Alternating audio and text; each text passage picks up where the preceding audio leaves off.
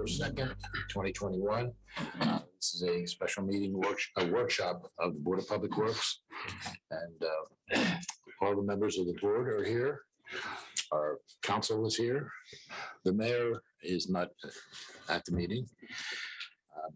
Any revisions or deletions? Just want to mention that the GM isn't here. That's right. Sorry, you're right. Our Hey, Austin.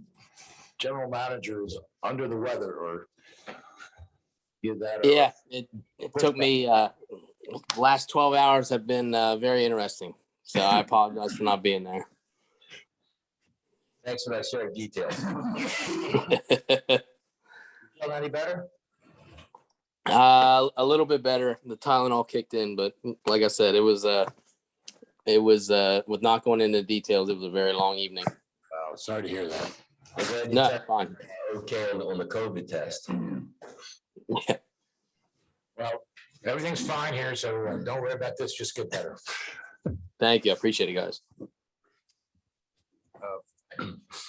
Okay, and fourth, we have a workshop on BPW policies, and I'll turn that over. Do I turn it over to Tom Owen first? Yeah, Okay. well, Go ahead, Tom. basically, Earl put together the spreadsheet, which was just updated a little bit.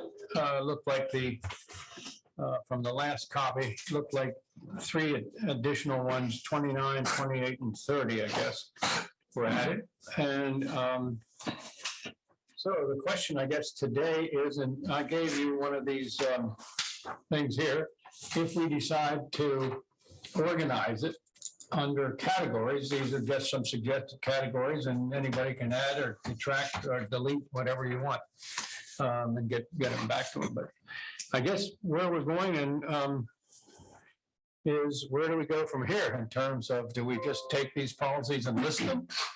And Mike, the reason we're here, it really is because of what you told the press months ago, and that was it's best to have our policies in one place. So the question then is basically how do we do that? Because what we found policies all over the place, bylaws and the manuals and everything else. Well, you've done a great job of putting these together. Oh, yeah, Earl is the one. Ended up being 3 of you, I think. So, And I mean, obviously, we went over all these, but so do we want to go down through line by line and just discuss? Yeah, look, I think, or I don't think we want to get into the details of the policies today. I think it's absolutely right. Okay. Absolutely. Right. So just, and by the way, Tom Owen gets a lot of credit for this process, really a lot of credit. And Tom P by accident was incredibly helpful as well. We got our Tom mixed. I would prefer not use the word accident. That's true. So FOIA aside, it worked out very well. Today, we have 114 stated policies on the website. And there are policies and there are resolutions, and candidly, some of the resolutions are policies and some of the policies are, it's just not, kind of put together as well as we would like it to be. They go back to 1903, and Tom and I always joke that we should be paid $50 a year because our job as treasurer and secretary is to collect bills and to get paid $50 a year. So that is still an active policy, arguably, on our website. Having gone through and looked at, Tom and Earl looked at all the policies, all the resolutions and everything else. It went from 114 to 24. 24 that we believe are still active. Those were sent out to everybody. They're at the top of the list. As far as the first tranche, and I look at this as kind of 2 tranches, that's the first one. And we can go through that. Everybody's been sent that. Everybody's opined online and information. We've categorized or put it all together and sent it out to everybody. And it's obviously here with us today. That's a clarification real quick. The ones in blue, Yes. those are ones that I've taken, as Earl said, if you go through that list of 134 and boil it down to 20 something, what I did was put the resolutions and policies that were there, the policies that were there in here, but also, and there are only like 7 of them that are said policy. The rest are resolutions. There are a number of resolutions that are still active, but I didn't think were policies, such as we paid somebody, or we haven't, they're all active things like Tower Hill, we've given them permission to do something or whatever. So they're not in here, but there's still active resolutions. And the question is, of course, where do we stop in terms of putting them all together? So anyhow, these are ones that then the resolutions that are in here, we thought should be policies. Because Mike has said it doesn't matter whether they're called resolutions or policies, but I didn't know that at the time when I put this together. So that's the rest of it. We just started adding stuff. So sorry, Earl, go ahead. No. So the second tranche is something we've added that we think might be interesting to talk about and opine and at some point vote on up or down. When I looked at the policy, which I thought was a policy for the finance committee, and I kind of used that as a trial balloon because I knew it was a hard thing to get done. It had a lot of different moving pieces to it. But I looked at the process that we went through to get that done, and I kind of used the best practices in this process of getting these 24 looked at and these 31 opined on as well. So taking the best practices, getting information out early, and as Press put it, and Tom as well, this isn't about going through everything today and saying, here's what it needs to be, here's how it needs to be written, is it a policy, is it a resolution? That's not today. And I would even argue that policy and a resolution isn't even something we need to consider. That's why we have Mike's brains over there, because I thought the finance committee was a policy and it was a resolution that also impacted the charter, correct? Right. So those are things for us to opine on. What we need to figure out is, as we go down this list, is this something we're interested in doing from a policy perspective, or is this something we don't have any interest in doing? And once we vet that list out, we can then say, okay, let's go to the next step of actually putting down what that policy is. And someone can make a recommendation line by line on what that does, like we did with the finance committee. And then it gets sent over to, and it gets going down. And then it gets sent over to Mike. It then gets finalized formally by another vote in the board. So this is not a one-step process, but it does mimic kind of what we did in the finance committee. Thoughts, questions, or better solutions? One other clarification. In the blue lines, when you see the word policy after it, that is a policy in the website 134. The others were resolutions which were pulled off to maybe become policy. But is there really no difference between a resolution and a policy? Yeah, so the thing to keep in mind is I would not get hung up on this resolution versus policy, because what a resolution is the written representation of an action of the board. The action of the board is the policy. So you can set policy through resolution.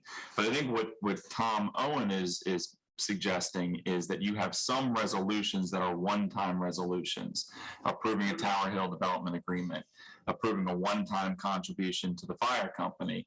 Those are resolutions that are written representations of an action of the board, but they're just one-time acts. So those aren't necessarily policies, but so the board, let me take a step back. The board can act through one of two ways. You can act via motion, which is then memorialized in the minutes, or you can act via resolution, which is not only is that memorialized in the minutes, but it's also memorialized in the written documentation. So what we have right now is a book of resolutions. And in that book of resolutions, if you want to know, well, what is the policy on electric tariff? You have to go through, with no rhyme or reason or index, you have to go through each resolution. If you wanted to amend it, you amend the resolution, and it becomes very cumbersome. So the recommendation is to synthesize everything into a single document that represents the board policies. And so what the board then would do is the board would review that document and say, yes, this is representative of the board's policies. We're going to adopt a resolution memorializing this as the policy. And then that becomes the representation of the board policy. So going forward, you can amend the policy, whether it's via voice vote or resolution. But what you're doing is you're saying amend section 1.2 of the BPW policies to say X. Then once it's amended, you are always going back to that single document as opposed to trying to find old resolutions and amend that. So the whole point here is the policies are the policies. It doesn't matter whether it's a policy adopted via voice vote or resolution. A policy is a policy. The resolution is just the vehicle.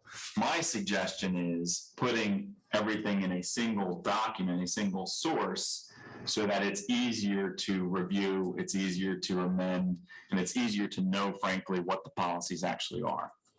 And still retaining the names of that are contained in this new document, this new Bible, both resolutions and policies. So what will happen is, maybe this is the better way to explain it. So the resolution numbers they're just the vehicle to set that policy. So my recommendation here is that the discussion here is, what are these policies? What policies should be incorporated in this document? The next step is to actually incorporate everything into that single document. That document comes back to the board can review it. Once the board is comfortable that the document represents the current representation of the policies, what we would do is we would have a resolution formally adopting that document. So what the resolution would say, now therefore, with a quorum set, the board adopts the attached Exhibit A as the list of BPW policies and supersedes all prior resolutions. That's the point here with the inconsistent with the policy. That's the point of the effort. And so then going forward, you have this single document. To give an example, bylaws. So the bylaws have been amended many times over the years, but the bylaws document is the document. So what the bylaws do is they set the policy for how the board governs itself. And so the board adopted a set of bylaws, and then each year you're supposed to review the bylaws. If you want to make any changes, then via resolution or voice vote, you can amend the bylaws. And then that new amended version of the bylaws becomes the governing document superseding the prior. But you're always looking at that singular set of document, or that single document. This is a similar deal here, where you'd have the single policies. You can review the policies periodically. If you amend them, you're amending the policy, but it's that single source that goes forward. We draw another parallel or analogy. Think of the city council or any municipality. They have the code book, right? So they would adopt changes to the code via an ordinance. An ordinance is the vehicle to change the code book, but it's the code book that you go and check. You don't go back and check the ordinances unless you want to see the legislative history. You go and you look at what does the code say, and when the code is amended, that supersedes the prior version. Again, it's trying to streamline everything into a single source document. It's easier for the board to review, but it's also easier for the public to review and understand. So we now have this one document. Right. And we pass a resolution to certify it, I don't know, make it kosher. Yep. And that's the one and only resolution that will remain or be noted from there on, unless we make more resolutions as opposed to making more policies.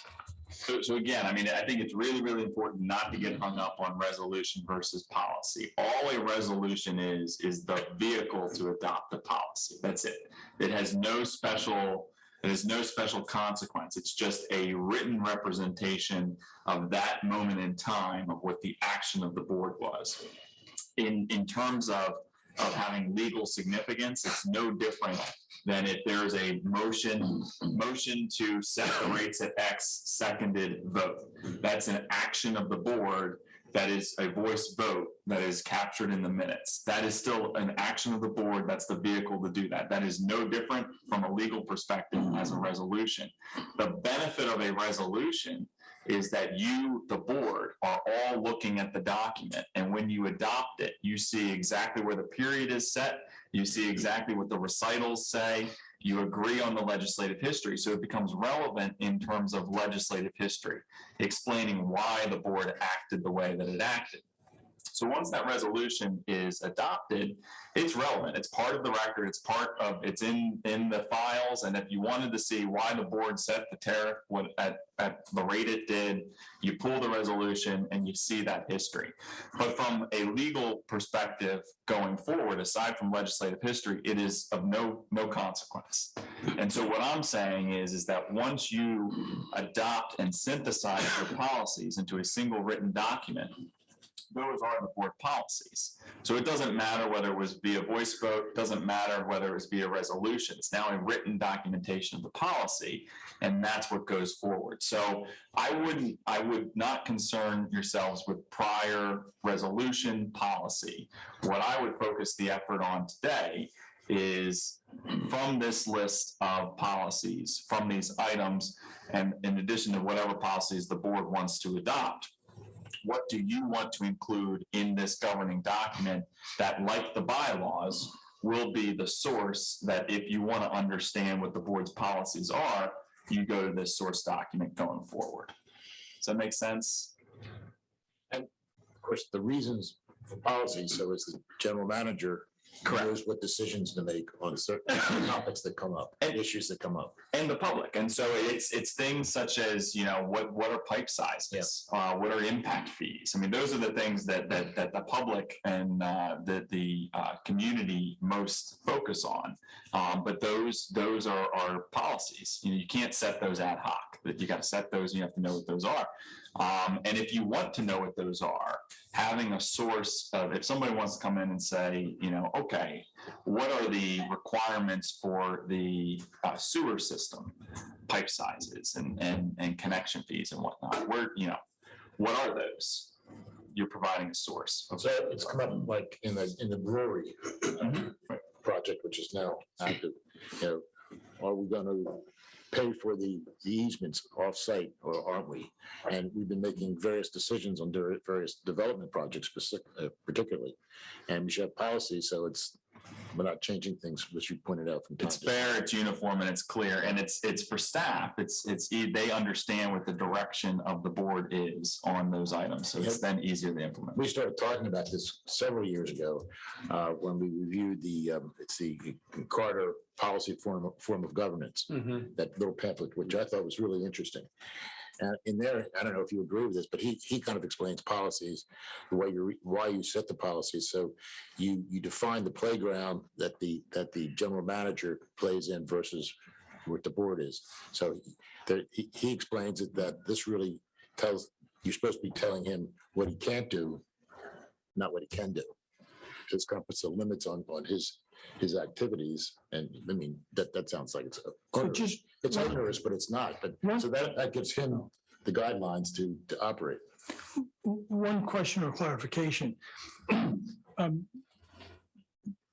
The analogy to the city ordinances and the code book, you're not proposing that we regurgitate in some other form. Right now, this index is a hyperlink document that pulls up the resolution. And I think it'd be rather dangerous if we regurgitated what was in the resolution in a policy book in any phrasing that was different from what was in the ordinance or the resolution.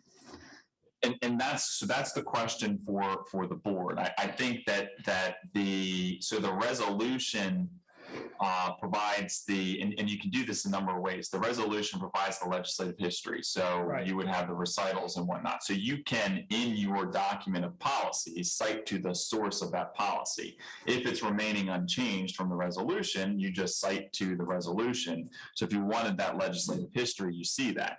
But the text in the policy document would mirror that from the resolution unless amended by the board. Yeah, and I'm just wondering why we just wouldn't hyperlink it like we do rather than create a new document with the same exact words in it. It becomes ease of use. And you know, I think that when you are trying to understand what the rules are and setting the playground, if you have to go back multiple iterations of hyperlinks, then it can be confusing. It can be confusing to review. But I think it's a fair thing for the board to consider. My recommendation would be that, again, I think as Press mentioned, it's a multi-step effort. And so my recommendation is to kind of dive in. Are there any changes? Are there policy as far as what's listed here that should be incorporated in the document? We can then incorporate it into the document and then see how that looks. And if you have the same concern, you can always, before you get to the final product. But just one more thing. I mean, for example, the line item 11, which is stormwater tariffs. And it says it supersedes 6 and 8, which are no longer hyperlinked. So, you know, I don't know that you'd have to go chasing back, because I think in all the cases I looked at, a superseding resolution, we don't really have any that I saw that were modifying prior ones. They were superseding them. They all were. Yeah.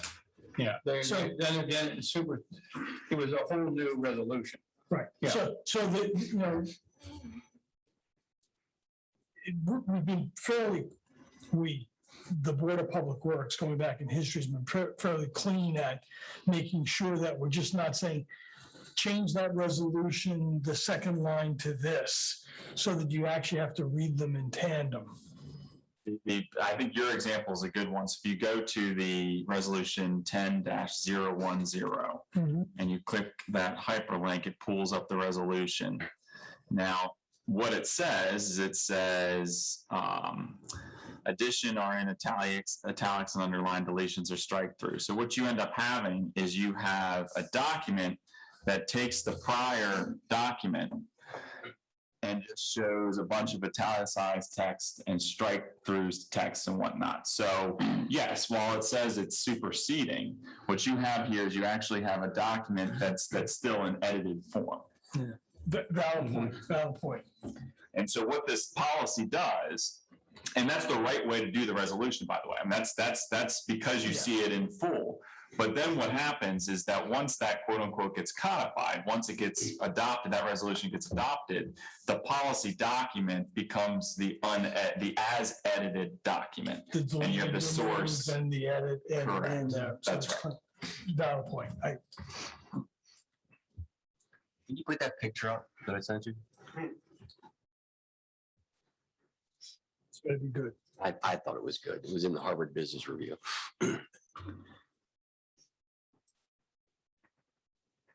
So when we think about this approach, right, we're at a very high level, right? We're looking to opine and say, is this something that we want to do?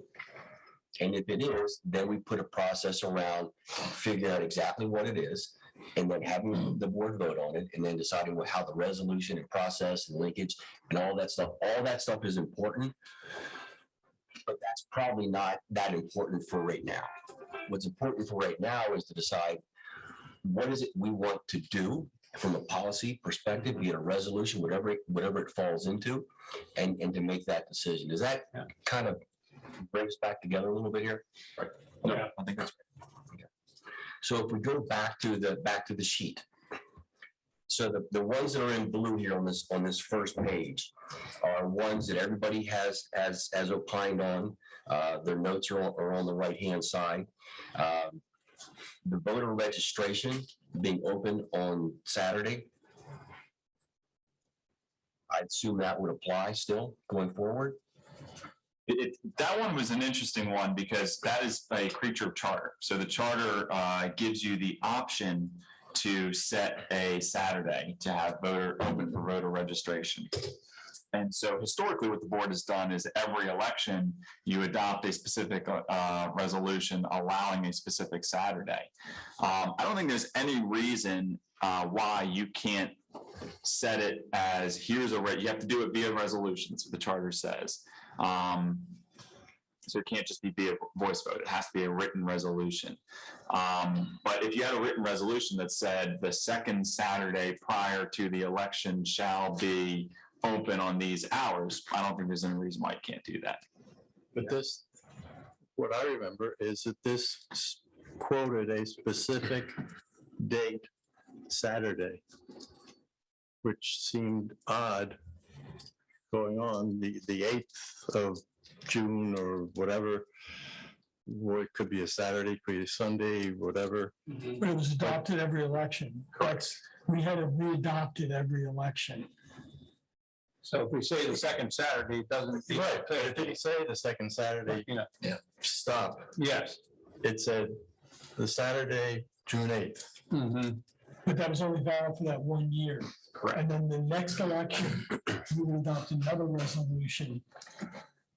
But I didn't see anything following on the next election. Or a reference to an ongoing thing as makes sense. Second Saturday, third Wednesday. I'll give you an example. The board definitely did adopt the resolution this past election. Yeah. And so I think what this is an example of one of what were many resolutions that were adopted, and those are those single-use resolutions. I guarantee you the list is not every single-use resolution. I'm sure there are multiple development agreements. There are multiple, contributions to the fire company that were not in this. And so part of the reason for this effort is to be able to identify what are the policies that should be documented versus single-use resolutions. That as a single-use resolution, yes, it's important for record keeping, but the use, once it's done, it's done. This is more ongoing. Those are still in that whole list. Right. Those single-use ones, because those are the ones I didn't put in here. Which makes perfect sense. And I think the question here is whether it makes sense that instead of making the one Saturday a single-use resolution, does the board just want to adopt a single resolution saying in perpetuity, we were going to allow the second Saturday before or whatever. So that's one, we'll just keep in the. Does the current, I don't have it in front of me, does the current voter resolution say second Saturday, or does it have a date? Oh, I don't know. I just picked. That's what I was saying, that. That example is one that we'll keep on the list, and then we'll fill in the guts to it. Yeah, okay. In the I future. eventually pass a resolution that says we're superseding them. Superseding this, yeah. So that's a good example of what you've identified. That. Okay. Might get to work on that. Come on. So a half hour and we got one done. Strap in. So what are you ordering for dinner? I don't know. Thinking about breakfast. Okay. Capitalization threshold. This is, we've had some comments on it. Is the amount appropriate? It's set at a little bit. I thought it was at 1,000. It says 5,000 here. This is probably an RKL conversation on where that capitalization threshold is. So my thought here is let's have a conversation with RKL and see where these application threshold or capitalization Would that be threshold should be. RKL or would it be our auditor? Yeah, why would RKL? Well, Yeah, it would be ZNA, Zolanowski Axelrod. Okay. yeah. It really is the voice in the sky. I like it. You sound better. Yeah, but it's the Tylenol. I'm running on fumes. The Tylenol's helping. The next one is purchasing authorization policy. I like policy.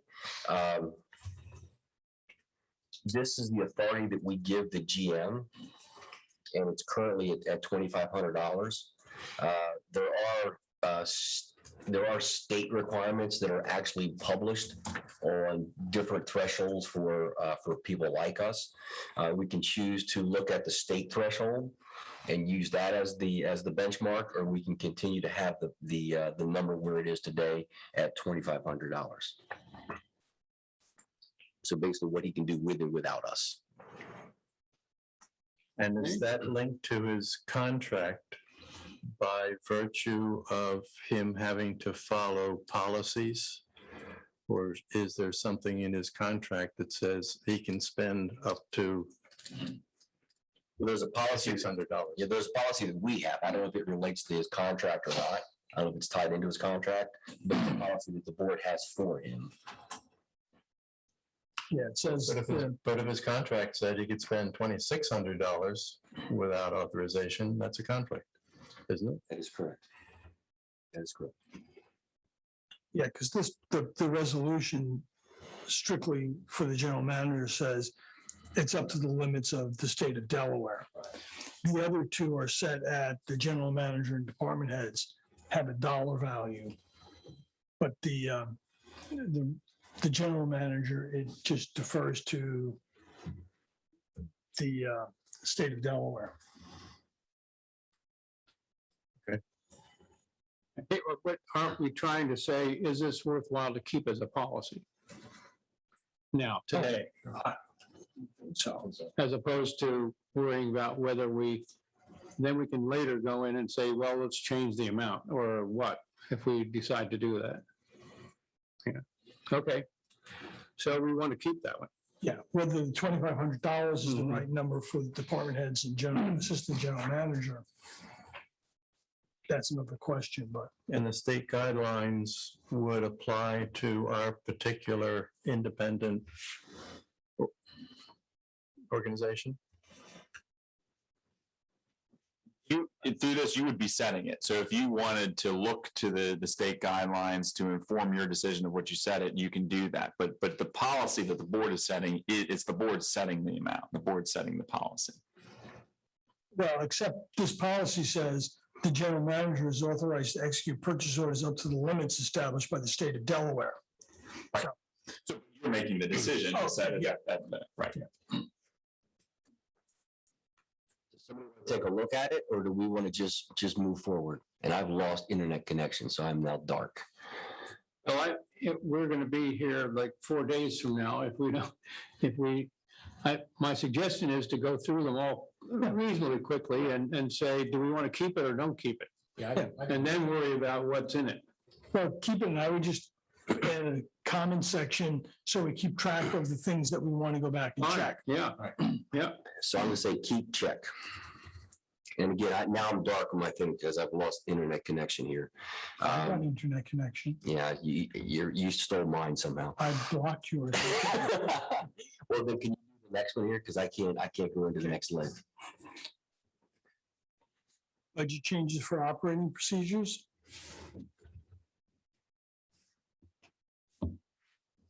We have our IT person. Yes.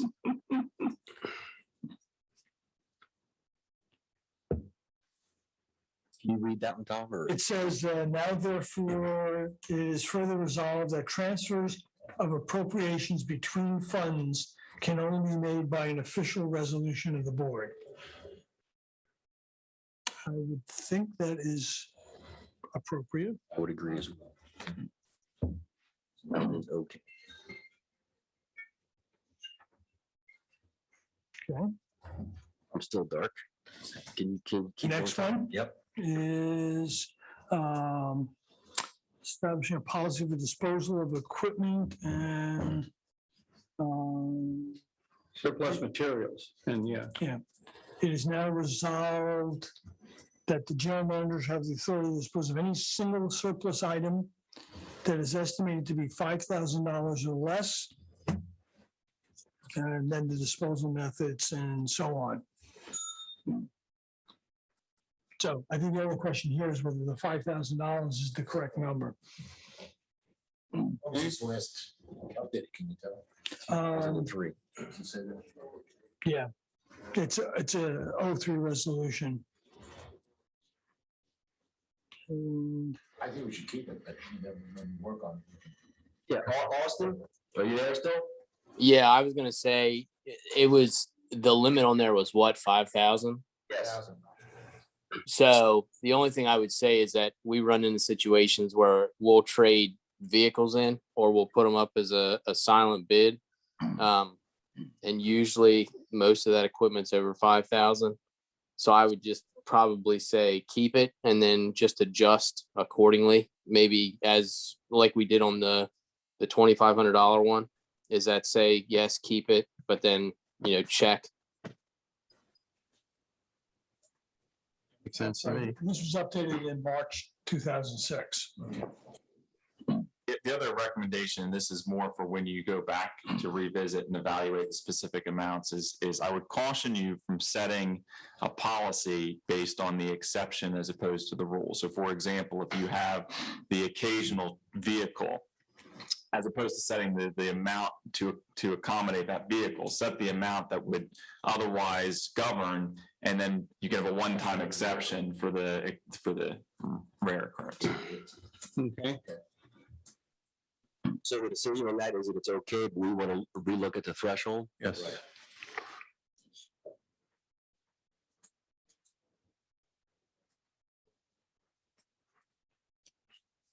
Electric tariff.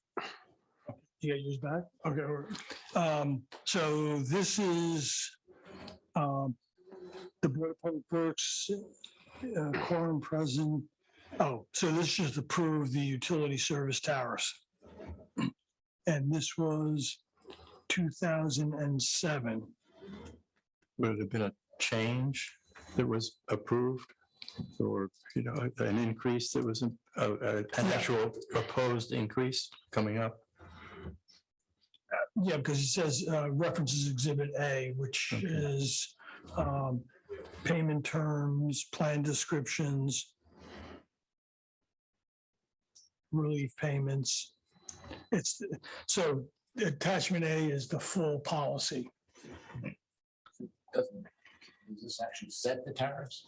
That's. The service fee is $30. The emergency resolution. I'm not quite sure I understand what this does. 1 second, me. So final bill deposits. No, this actually does not set the tax. This sets the fees, not the actual usage charge.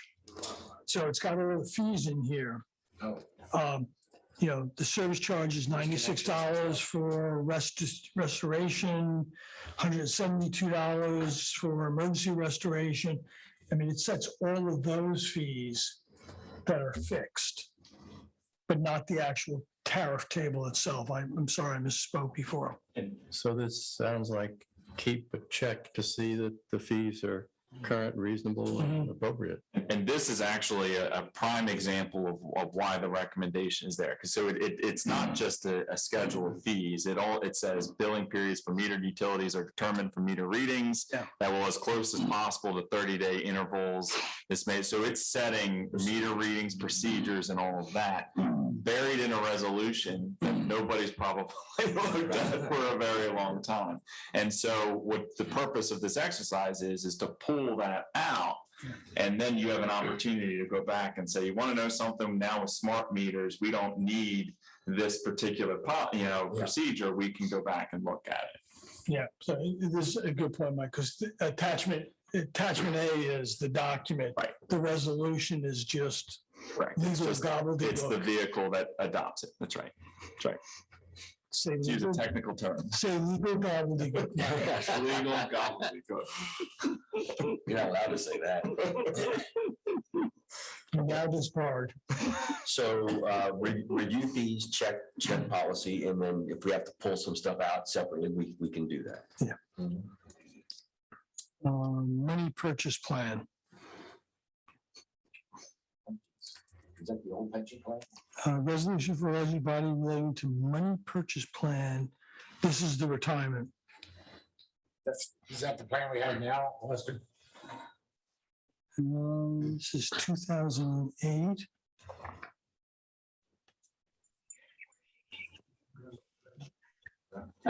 I'm teasing. No, I'm reading it. Money purchase price. It's the ICMA retirement plan. I'm going to apply it with this.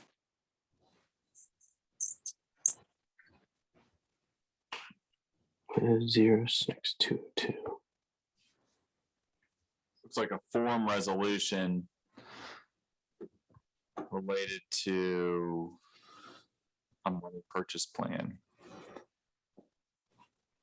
I guess the only question is it still? Right. Yeah.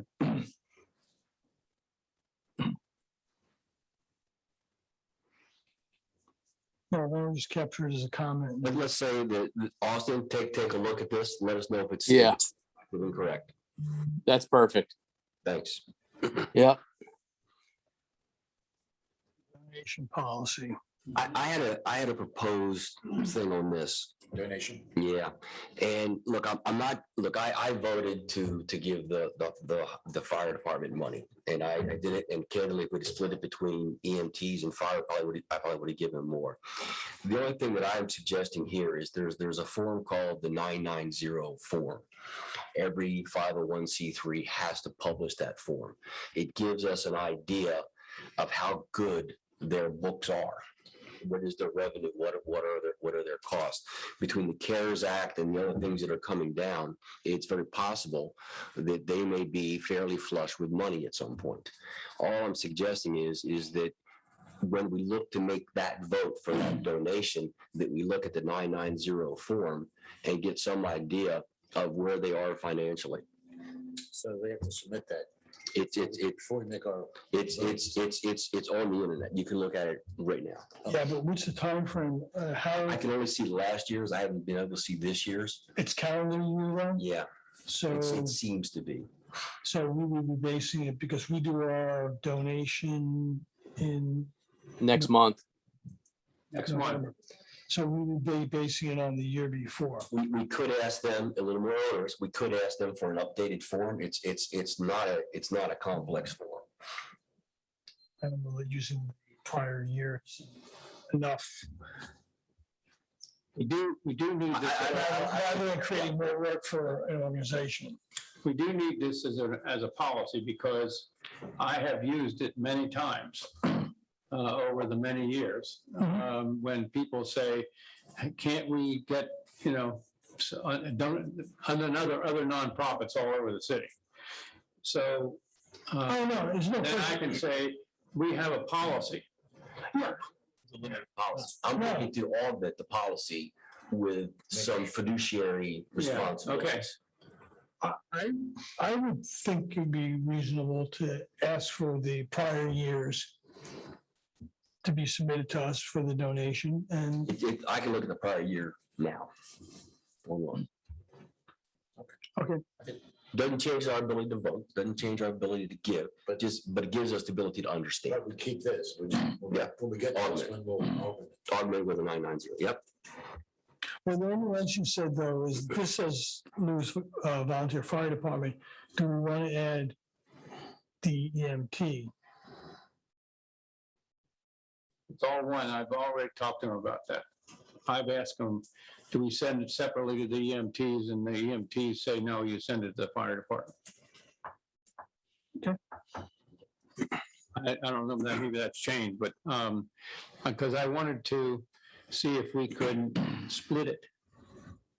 But then I was told that you can't, that the fire department takes care of it all. Right, we could probably. Double, that's what we'd like to do. So. Yeah, sure, we should do that. But we always give them one check. Okay, I don't know that we need to do that in the policy though. No, I don't agree. So the next one is the stormwater tariff one that we talked about to begin with.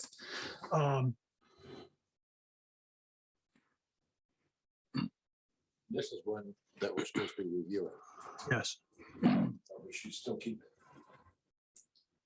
Policy. But I'd actually put it down into potentially new policies that got put down there as well. I do think there are reasons to review this policy in detail. It was in the MOU that we would do it. Right. Yep. Okay. So that's review. Spending limitations. It's a policy for general spending. That was it. 1 second. Sorry, My hyperlink is, there is one hyperlink that seemed to have gone dead, by the way. That may be that one. until the Board of Directors of the Lewes Oh, this is BPW interesting. This, approves a budget for fiscal year 2013, the board shall be limited to 933,000. it was a gap resolution. So they didn't adopt, apparently, for the recitals, the board did not yet adopt an operating budget. They had to operate, so they set a limitation until they adopt an operating budget. So I don't think it has any relevance. So that could be So- deleted. Yeah, so that's a delete. We took a lesson from Congress, is that what you're saying? I think so. So you think that is a defunct at this point? Yes. Yeah, because it has a defined date on it, so.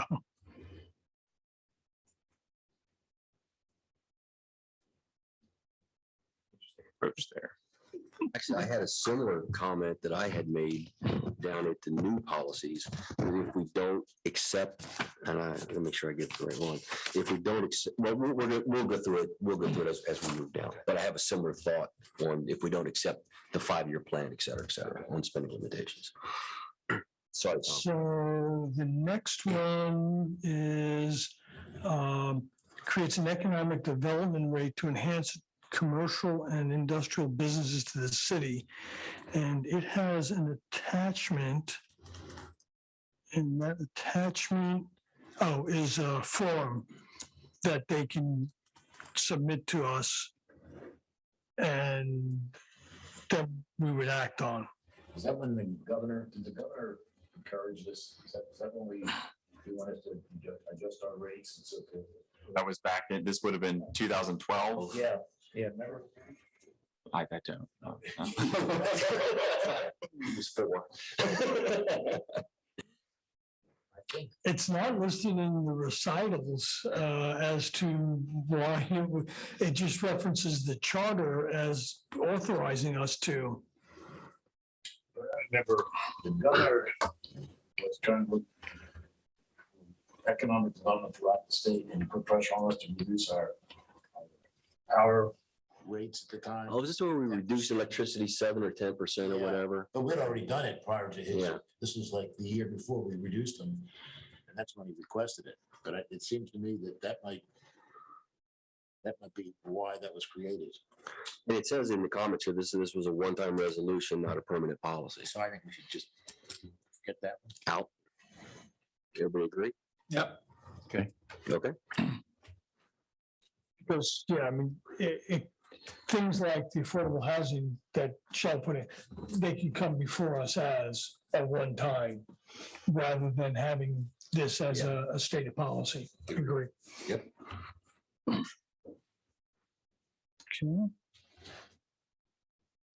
The question I wanted in there is, do we want a policy? You don't have to name anybody or anything else, but do we want a policy for financial advisement services? In other words, like the policy would have in it, say, something like, for financial advisement services, we must do so and so and so and so. We must have 3 people to look at it, or we must do this, or we must do that. That sounds like a In good. other words, if we want financial services from somebody, we have a policy that says in order to get them, we have to do certain things. We have an investment policy today that does state the requirements associated with the firm and how much they're allowed to do and what different categories. I personally think that needs to be redone. I think we give them much too much latitude on what they're able to do as far as investments and non-investments. My thought is this is something that would come before the finance committee. And then the finance committee can make a recommendation to the broader board for whatever gets accepted. But is this that type of document? I'm just opining on what Or he is was. this just a one-time appointment? It sounds like it's a one-time Well, appointment. yeah, because this says this named the Chesapeake Group, and they're not even. Not even doing it. Yeah, no, we need to take that out. So if we want to keep it as a policy, we make it a broader term. We don't put names in there. We just say, maybe we refer it to the finance committee, or we do something different, but we. There's investment guidelines below that, Yeah. which are the stated guidelines that are followed by our current from EBS. So Well, then maybe we don't need the one, we could. Yeah, keep the I other. think 07 is out. Okay, And I think 01 there is 1301 is in, but I think that we would have the finance committee opine on some recommendations for changes. okay, good. Okay. So Mhm. is that too?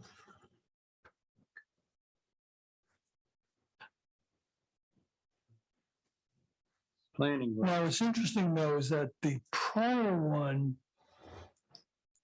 had a section 1, the president of the board and the general manager shall be and are hereby authorized to take any actions. 1301 does not appear to have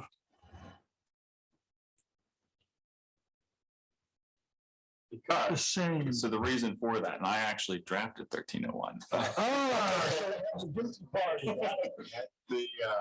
So the reason they're different vehicles. So the prior one was just authorizing the execution of a contract. So it was identifying the parties who were authorized to sign the proposal as presented, which is a one-time resolution, which is why it's no longer relevant.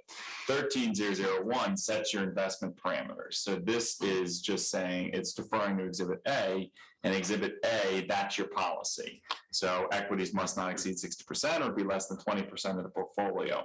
That is the policy. So 13001 adopted the policy. The prior one just authorized execution of a contract. And that's what I thought. So when I looked at the equities between, I think it's between 20 and 80%, that is it. I don't have any financial planner that I would ever give full authority to make decisions on their own without talking to us. And having a range of 20 to 80 is huge. It's actually 20 to 60, but yeah. Yeah, it's still It's huge still- from an so, equity yeah. perspective, especially for someone that, we count on it, we count on that money. So again, I think the finance committee can look at it, come back to the board, and the board can opine and vote. So we'll keep it in and you'll. Yeah, I think it's in for now, but it will be one of the first actions of the finance committee. Don? No, I was just gonna point out, well, 07 names the Chesapeake Group. I'm not sure we have we had to have had a resolution that For appointed, UBS. yeah. Maybe not, though. This is why my point is don't get caught up on resolution versus, so you might have just adopted their contract via voice vote at a meeting. And that's entirely appropriate. And so that's why, It's important to get this one out of there. it's odd to do this as a resolution purely because now we have this confusion where, it cross-references, I didn't draft this one. I was still in law school. It's Now odd. you're making us mad.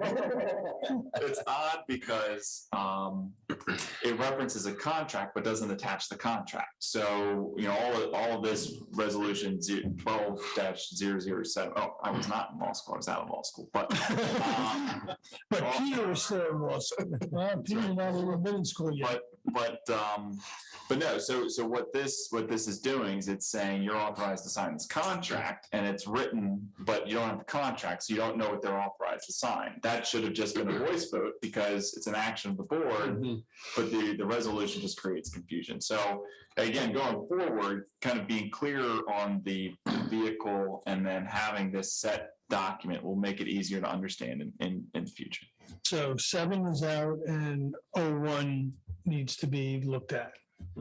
So if 7 is out, are we saying in 7 that we need to have a resolution for UBS, or is that not the case? No. Okay, out. Okay. grants. Planning grants. The Board of Public Works in session to submit applications to the Delaware Office of Drinking Water, Water Infrastructure, and DEMEC for assistance on projects. Project specific. No, it doesn't look like it. Let me go look at the whereas. Well, my guess here is that this was probably, there were probably a lot of projects in the pipeline and tried to cover this via a single resolution. But the reality is that my guess is that bond counsel kicked it back and made them do project specific resolution. I don't think you can do a general grant to apply to. Well, actually, the fourth whereas clause, funding assistance may be available through blah, blah, blah, blah. And the general manager is only able to apply for such assistance in such program. So this seems to be saying the general manager has the authority to apply for grants. So it's not project specific. But what I'm saying is that what bond counsel is going to want is a resolution from the board for the specific project For the, that authorizes. it. Okay. So my guess is that this was go ahead and apply, and then you have to do another resolution that was the specific authorization. But the bottom line here is I don't think this needs to be included in the policy. I think should we, cleanup question, should we go back and rescind these? So I think that my recommendation in this, since you're doing a comprehensive approach, would be that, in the resolution adopting that list of policies, this supersedes the prior resolutions and becomes the board's policy. So yes, I think you Erases would. all of it. And it erases. But the one-off resolutions that are still in effect. You would list them. You would Okay, list so we have the to- ones that are being superseded. Okay. Right. Which you already have this list, which makes it easier. Well, but I mean, like, there are things, for example, Tower Hill, which is still ongoing. Mhm. It's not a policy, but we want that to stay in effect until at least Tower Hill is done. Right. So we have to be careful about just saying we are superseding all prior resolutions. You would supersede specific ones and then say that all other active resolutions are still active or something to that effect.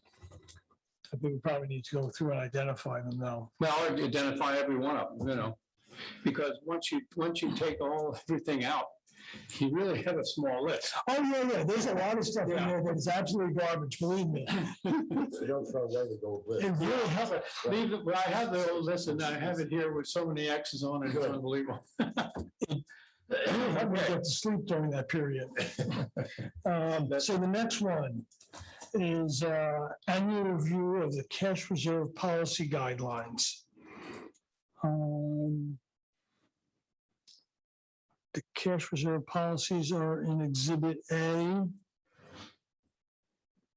I would categorize this in the same category as the finance committee. Yeah, In looking at our cash reserve policies, I think there are some nuances, and I've actually had some conversations with Jack Lesher about how it was structured in the past and then ways to consider it in the future.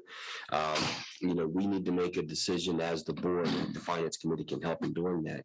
Or do we put some things in that cash reserve policy that are in fact money for future developments that we've gotten funds for? And I think we need to understand how that works financially. And I think the finance committee can opine on that and give us a better answer. Cash for future development. Right, so if we're, Austin, you there? Yep.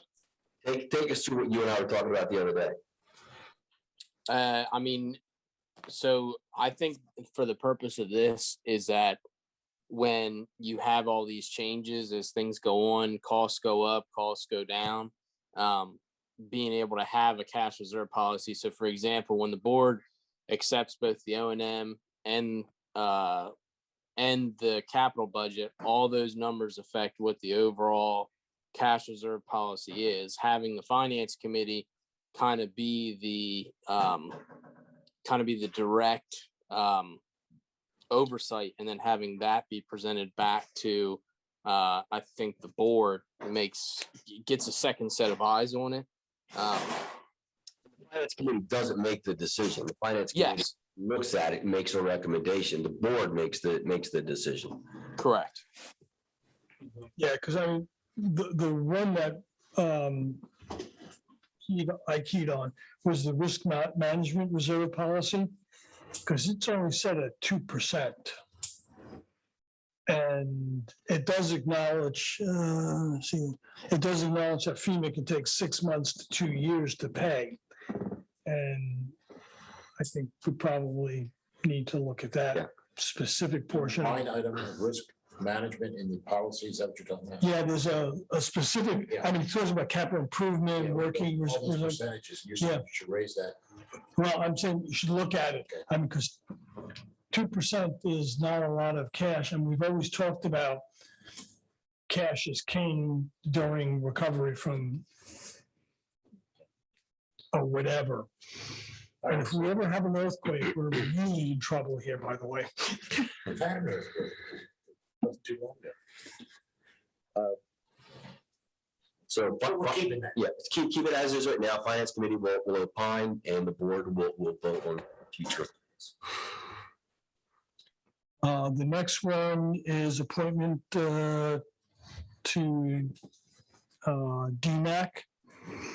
And Is it specifically mentioned Darren yes, Has been revised. as revised also? okay, so this policy, 04, names Darren and Austin as the alternate. So we recently did do a resolution. For Kim as Yes, I was gonna say, it's Kim and I.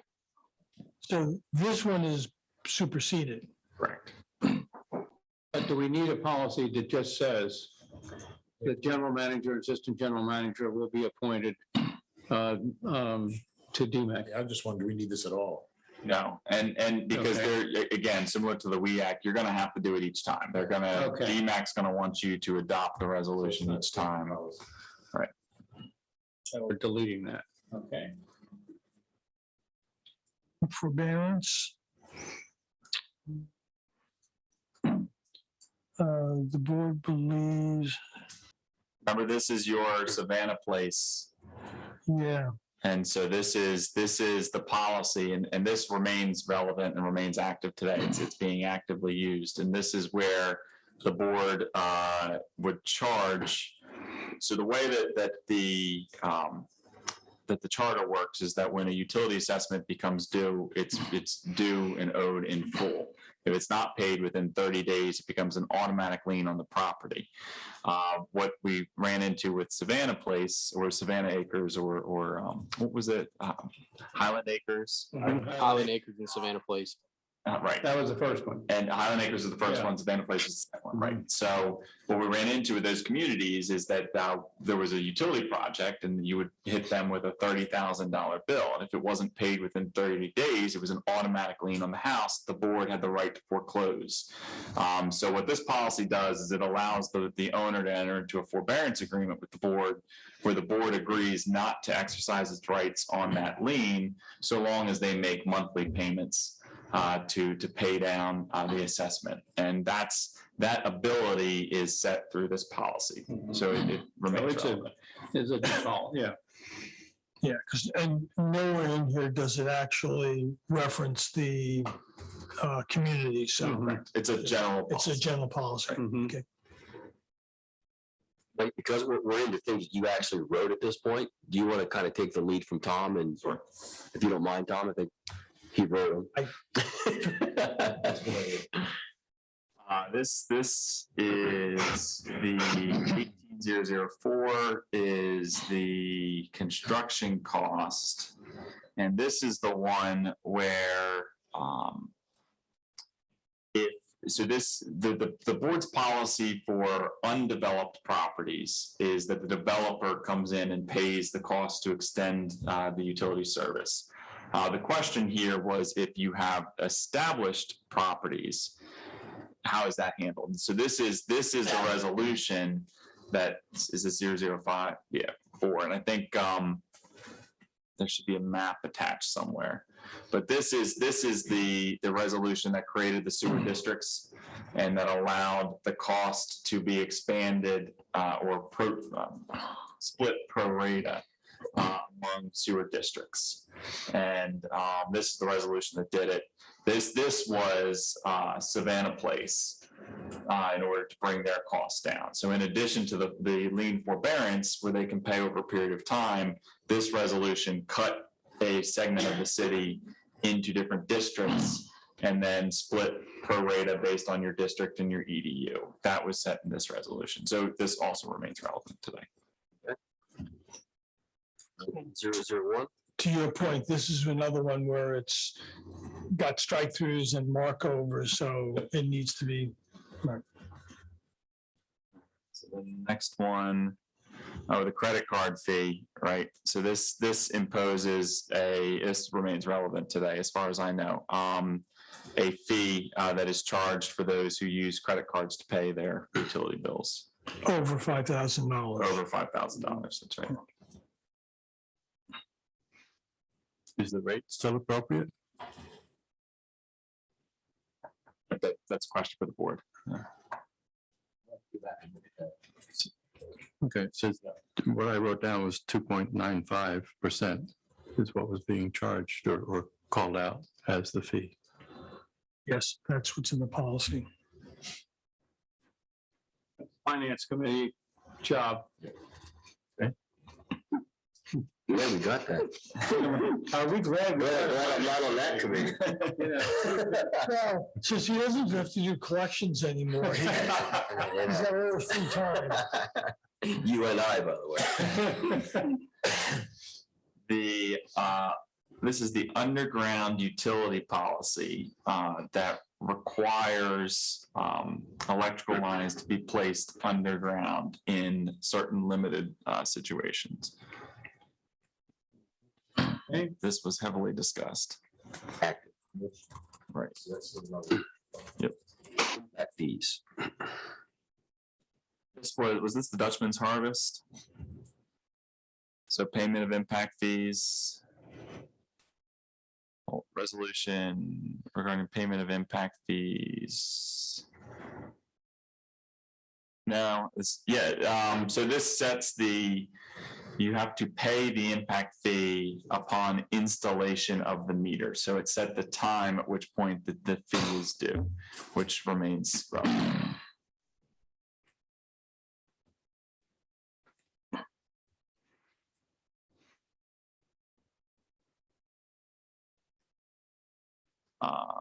Adopted resolution.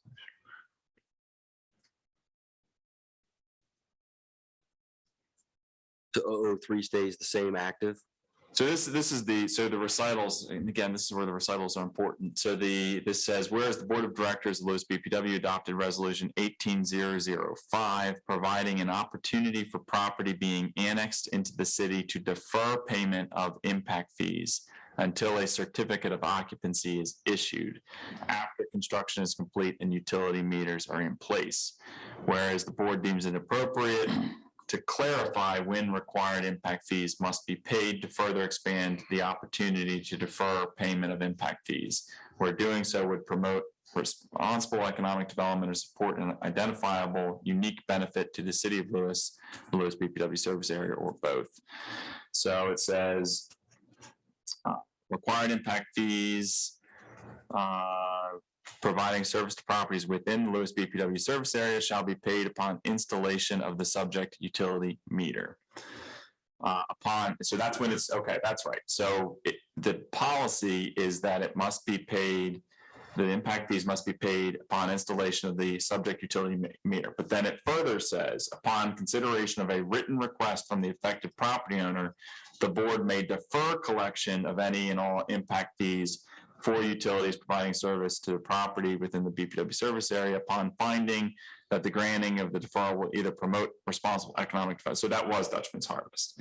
So this was, the policy is it's due upon installation, but there's an opportunity if you can generate that an economic development opportunity or some other unique benefit to the city, Lewes BPW service area, or both, the board can then offer some relief. And is that 19003, or did you say 18 something?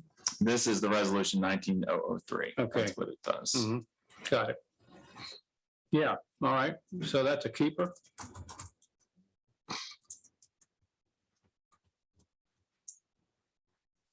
Developers admin fee. I think this is along the same lines. Charge fees, but we never had a policy. Yeah. Right. This was documenting that the board for development agreements is going to incorporate a 15% admin charge. That's right. That remains relevant.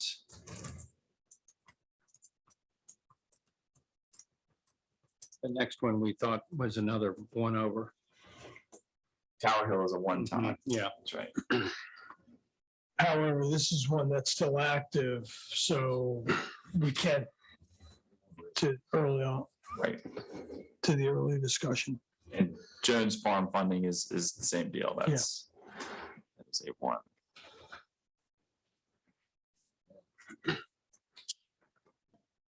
We can take it off the list.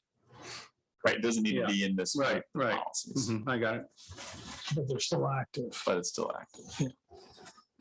So those are the perceived current policies. I would ask anybody to go through the list if they want and come up with any others that they might find. And we'll include them in this list at that point. So 20003, which is the last one, that's another, One time. it's a one-on. Yeah, that's what I just said. Yeah. Yep. Yeah. Now we go to the Wild West stuff. This is where there's not a lot of detail. The thought being is let's talk about what the policy's perspective is. It's not the details of it. It's, is this something we support? If it is, then we can then go to the point of drawing up some guidelines of what it would entail. We could then vote on that like we did with the finance committee, send it over to Mike, he finalizes it, and then the final vote. Does that make sense to everybody? The only thing I would add is when you're going through this list, keep in mind if it's something that governs how you operate yourselves, that's for the bylaws. If it's something that governs the organization and the rules of engagement, we'll say, that's for the policy. Understood. Unless it not governs us specifically, but not the organization. Right. So if it's an electric tariff, if it's rates, it's rules of payments, that's obviously governing the utility. But if it's how you operate as a board, such as how you set an agenda item and whatnot, that is the bylaws. I got it. So to your point, the first one, GM must request board's approval to submit requests. That's a bylaw. It's bylaws. Yep. So we just put that down, bylaw.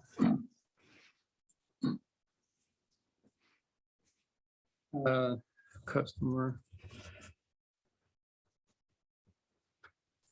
So this is one, so I've had a number of customers contact me and have a complaint. And there's not always closure from my perspective of me knowing what happened. And the thought here is that if we have a customer complaint, that there becomes a policy where we get information back from the BPW team on what was what were the complaints and what was the resolution? Has it been solved? Well, as an alternative, what about adding this as a monthly agenda item? I'm okay with that as well. Yeah, because I mean, otherwise, I was afraid that we're going to get streams of emails and, if we're doing it monthly, doing it as part of the board meeting. Sharon? Yes. How often do we get emails? Emails? Very often. Since you've been here a couple times a week maybe, and it's usually very minor little. a couple times a week. Yeah, but Oh, it's a very minor thing. I was gonna say, we may have one on like a tax ditch. I had one on one of the stormwater pipes back in Pilot Town Village wanting an update. Usually just takes a phone call, but most of everything comes through either through a phone call or through Suzanne via an email. So that will not be hard to track between Suzanne and Laura, Chris, Sharon. That would be perfectly fine to add as an agenda item. I can put it in the general manager's report as well. And just to kind of expand that a little bit, and we've all had different calls from people. There's one person that calls me often, and it's about a stormwater runoff area, and do we maintain it? So, and I think Press, you've had some. Ditch. We've had some opportunities obviously across the board, but my thought is if we can actually together see what that problem is, and down further, I've got, what is our policy for a stormwater ditch? Is it something we maintain? So my thought is, if you look at it, kind of sequentially, if we know what the problems are, do we actually have a policy on how to address that problem? So that when the call comes in the next month, Austin knows exactly what the policy is, and we go out and we maintain the ditch, or we don't. Well, I think it's an excellent idea to keep track of complaints and trending, and then, we could see whether there are issues that we need to resolve. So a customer complaint policy. Well, or do we put it in the bylaws? And that's why I think we decide what we want, you decide the best place to put it. Yep. Okay. So that's okay. In this case, it'd be the bylaws. So what the bylaws would say is, the board has a regular monthly meeting. This is your typical agenda items, which will include review of customer complaints or comments. Now, you could bifurcate this to a certain area and say, okay, let's do something that's fast and easy, and let's get that log sent to us, and we can see it, and then we can decide if it's something later that we want to put in the meetings. I don't know the answer to that. I leave that to the will of the board. I'm just trying to figure out how to get it done as quickly and as efficiently as possible. So do we want to see them in the board meeting and have that written up in the policy? Or do we want to start with having it come directly to us? I'm open either way. I think it'd be easier what would be easier?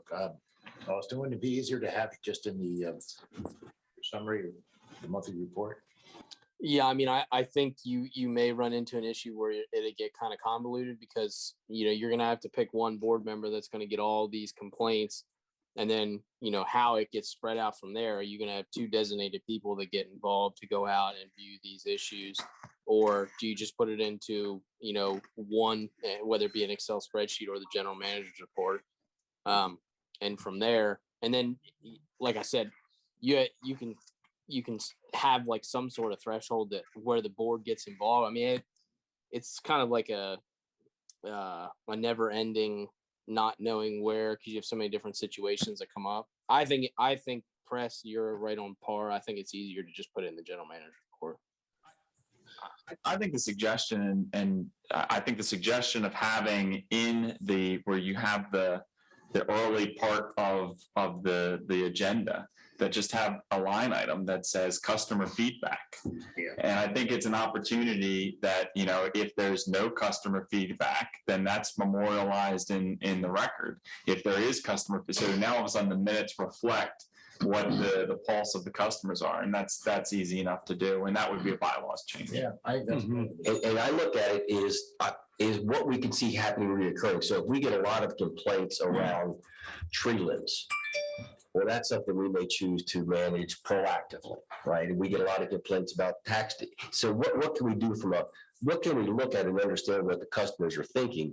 And then how can we as a board react from a resource, from a policy, from a whatever perspective? Yeah.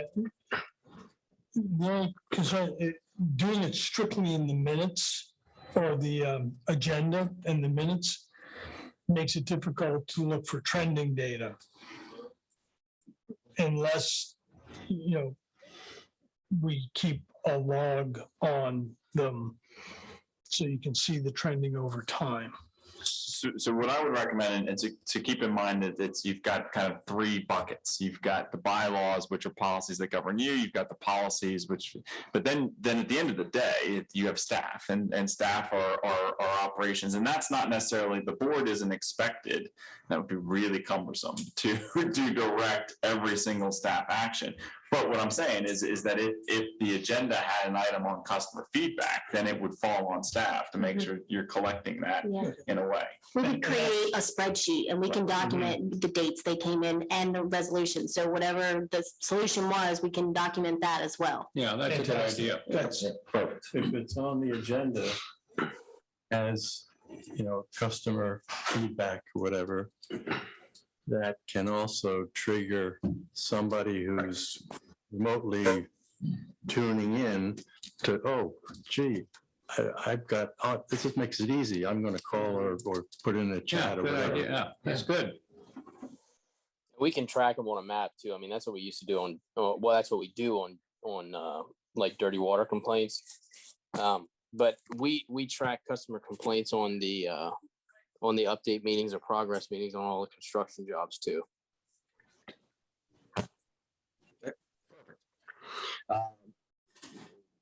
Board notified when the offices are closed due to weather or emergency. Oh, if that exists anywhere or not. I think we get it anyway. so Yeah, it happens. I I don't don't know. I think we follow the cities, whatever usually the city does, that's what we do. So Yeah, I was gonna say, I think between press and the mayor, I think those decisions are kind of made. And then it funnels down to me, and then I funnel it down to the staff. So let's just, that's not worthy of ink. Number 4, develop a formal process to onboard new members of the board. And I know we have a current process with understanding what FOIA is and some of the legal requirements. The thought was, and it came from a conversation I had with you when we were talking, and you said, what do I do? And I know I went through that same process as well. What do I do as the treasurer? I was fortunate to have, Jack still in the position and obviously being very, very helpful. But should we have a more formal onboarding process for board members, that maybe there is a review of bylaws, or maybe there is other than just sending it out, is there something we do more formally to bring people on? And I don't know, does city council do anything along those lines, or? They did develop a book for new members, and it talked about the code of ethics, the bylaws, ordinances, things like that. I personally think that's a really good idea for new guys coming on board. And it makes you think about what is it that someone needs to know before they come on board or when they come on board.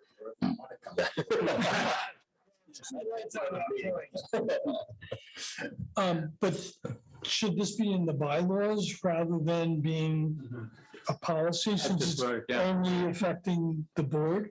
Yes. Mhm. Yeah, that's a board issue, not a staff issue. Yeah. But Austin, it'd be good if you got that booklet from the city, what they do, so we could have a look at it. Kind of base it on that. That's fine. Sharon and I and Chris and I can work on that. A request by 2 board members will put an item on the board agenda. I realize that there was a process in the meeting where that can happen with a vote of 3 people. This really hasn't been a big issue in my mind. I think it was in my mind initially. I don't know that it is now. Is this something we have the will to do or not? That's in the charter too. Yep. So I think you have a charter change. No, it's a bylaw. Yep. Okay. Mhm. I don't see a need for it. Yeah, I know it was an issue earlier, but that's not. And I think, as you said, it can be brought up and as additions, deletions to the board meeting. But the bylaws say that the president has the authority to say what goes on or doesn't go on the agenda. But there's. Only it also- person. It also says if more than so many board members want something, they can get it on. There's a practical consideration, and there are two practical considerations. There's timing and there's the bar. And so first, from a time, the way that it works is the president sets the agenda. And so that if a board member wants something on the agenda and the president isn't putting it on the agenda, they would bring that up at the board meeting, and then it gets on the agenda for the next meeting. So that's where you get into the timing consideration. And that's a vote of 3. So the other part of it, no, I think it's a vote of 4. Oh, 4. And so the bar is basically everybody but the president, is effectively what it comes down to. So, is that too high of a bar? But that's, and I'm trying to find it right here. Regardless of whether it's 3 or 4, that item would wind up getting discussed for its validity. Yeah. And, A month later, basically. yeah, and Just by one board member saying in the meeting that they wanted to have this on for the next meeting, or 2 board members at a minimum had to say that, or 4. Now it's 4. I think the current rule is 4. I'm trying to find it. I thought it was 3. Issue unless you had.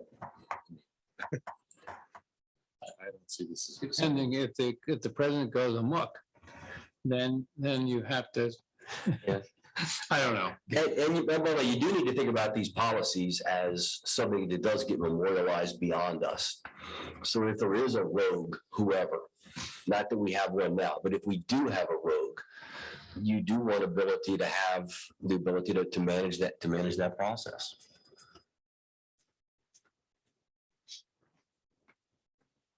Is it really 4? And Den's Trying to also, find it. let me finish up. It's everybody. Do you want me to wait or you want me to Does comment? everybody have said what they want to say? I think we should have, Curious I what the think number is. 4 is too many, but that's all right. Yeah. Good. My hearing aids are not working. I can hear some of what you're saying. We, in the city, we have if 2 members of committee council wish to have an item on the agenda, it's put on the agenda. And I think it's really helpful. It's served us very well in the 7 years I was on council. I'd suggest you give it serious consideration. All right, this is where. So the president shall have sole discretion over establishing meeting agendas unless overruled by 2/3 vote of the board of directors. So there are 5 of you, and so 2/3 is, I think, 4, right? well, it's 3.3 So it's 4. or 3.6. Which is, Right and around. again, to the point, I have not seen evidence of this being a problem at all with this board. The question is setting for future boards. And what you're effectively saying here is it has to be unanimous, because if the president doesn't agree, the president's not going to vote in favor. So you need the 4 remaining board members to agree unanimously to overrule the agenda. That's effectively how it is currently set. Yeah. And still comply with FOIA. And then that's where you don't get to discuss it until the next. So you would have, what would happen is somebody would presumably request to have an item on an agenda. And the president would say, no, I'm not going to put that on the agenda. So then you would get to the board meeting and the board member would say, I would like to have this topic discussed. I move that this be placed on the next agenda. And then you have to have 4 members to vote yes, and then it would be placed on the next agenda. I'll be honest, we don't have a problem. We don't have a problem. But it doesn't mean that someone doesn't come in that does create this as a challenge. And I think having thought through that, again, we don't have a problem. We want to make sure that the next president doesn't do this. Or a particular problem. It could be just a one-off. Yeah. It could be. Yeah. I think we should, yeah, I think we should, again, not a problem, but I think we should codify it. So that did change The bylaws.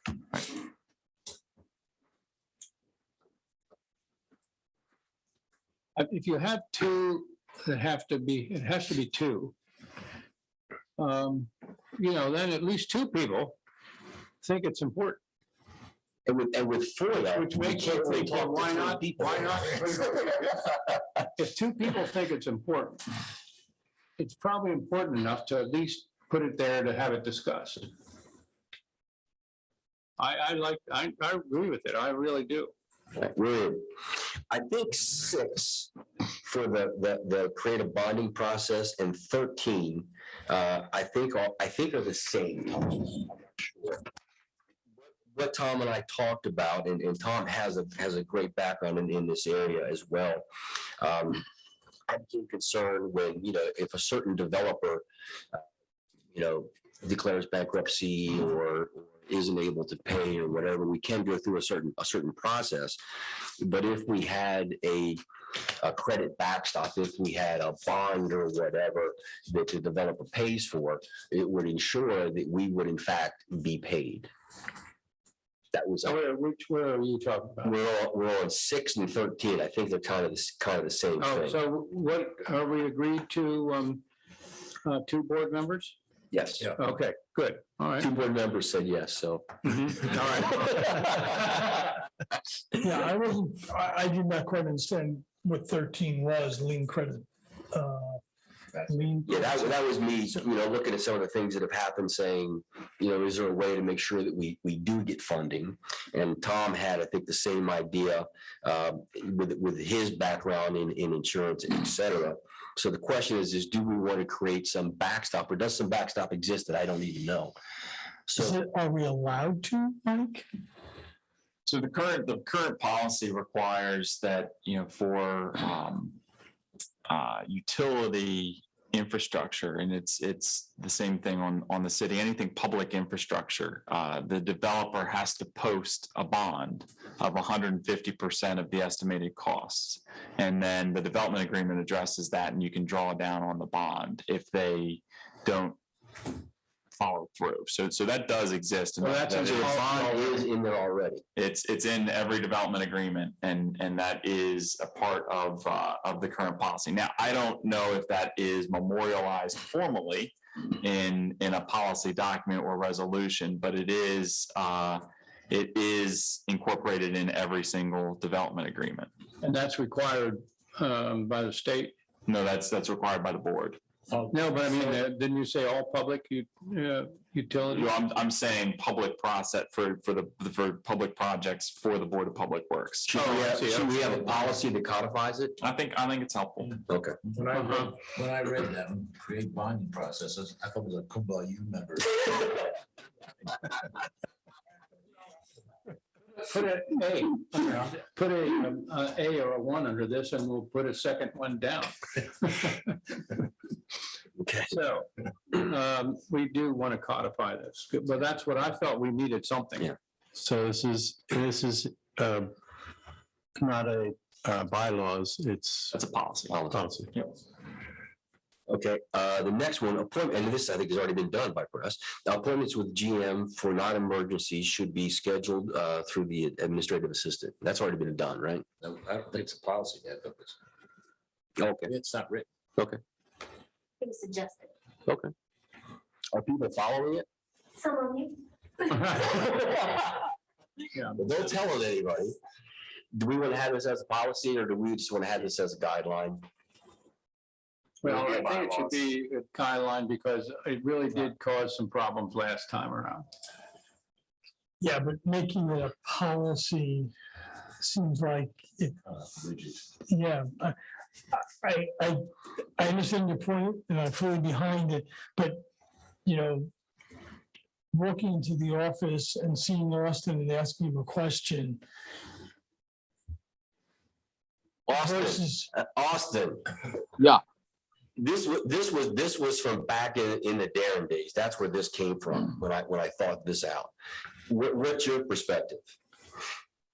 I think when you're scheduling meetings that are, 2 or 3 days out, I think it makes sense, but there's also instances where, meetings happen or, if I have to call one of you, call press and they have to come in just to sit down and discuss things. I don't necessarily know if it has to go into a formal policy. I think as long as the board kind of understands it. I don't know if that's I don't know if that helps or hurts you. But I wouldn't like kind of where Tom was going. I wouldn't handcuff you guys to say every single time you come in, you have to have an appointment with Sharon. Okay. Because I think there's instances where that may not need to happen because, Sharon's away for 5 days on vacation. Then who are you booking that appointment with? Agreed, out. So Austin, if we abuse it, then you have to push back. Yeah. That's perfectly fine. So that, I'm not that worried about it. Don't push back on me, but on everybody else. Okay, thank you. This was Tom's, an employee handbook, along with revisions and changes need to be approved by the board. But that's already the requirement. Okay, Is it? Yep. Okay. Tom, congratulations.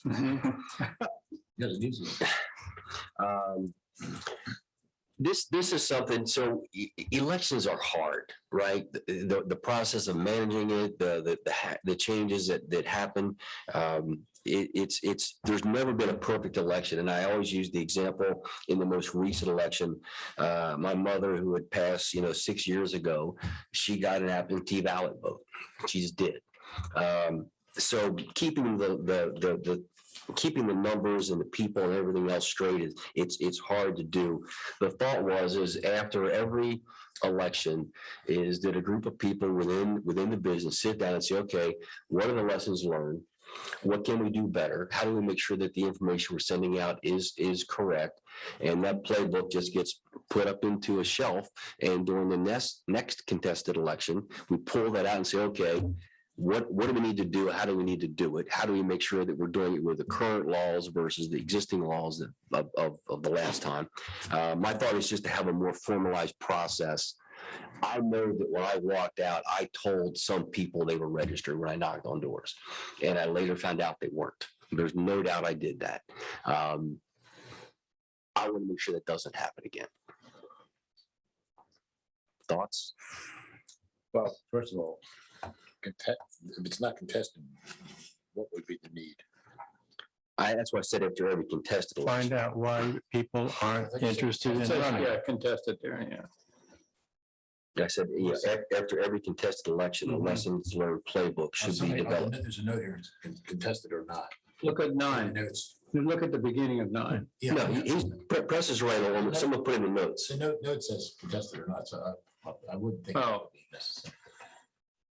Wouldn't you want to know or think about why aren't people interested in running for the board, and the board being interested in a recycling of people, so it's not the same people all the time or for extended periods of time? Well, and I'm not saying that's not a good idea. What I was trying to put here is that the process of actually getting people registered, people knowing they're registered, people who are running, getting the information about who's registered, who are the new registered people. I think the city has a, I'm not saying it's a policy, but as an approach where at the end of every week, they get a log of new registered voters, who's been new this week. Those kind of things are helpful in an election, in my opinion. So I wasn't looking to manage us running as much as I was looking to not manage is the wrong word, is making sure we're getting our constituents and the people that are going to vote, knowing who they are and making sure that we've got them accounted for in the right way. If there's the will of the board on this topic, so there is precedent. Right now, the charter requires that within 90 days of the annual election, or of the election, whether contested or not, within 90 days, you have to review your bylaws. And so that's what the charter says. You have to, during a meeting, take a look at your bylaws. You can determine no changes, but you have to review the bylaws. You could incorporate in the bylaws that says something within 90 days of an election, the board has to review or consider lessons learned from election. Or you could do it in the same vein. And then you would just incorporate that in the meeting. But again, that's the will of the board. What I don't want to, and again, what I don't want to do is wait, make it up a year or maybe 3 years, whatever it may be, to try to figure out what our lessons learned and how we need to do it better. I think it's a matter of having us look at ourselves and saying, okay, what could we have done better? I mean, how many people came to vote and weren't registered? I think the number was 20 that I heard at one point. Maybe that's an acceptable number. Maybe it isn't. But I know that I got a log that said that somebody was registered and they were not registered. I know that as a fact. So I want to make sure that never happens again. So I think looking at, what we did wrong, and I think this was even done to some degree, wasn't it, Austin? Didn't you guys go through something similar to this already? From Yes. your perspective? Yeah.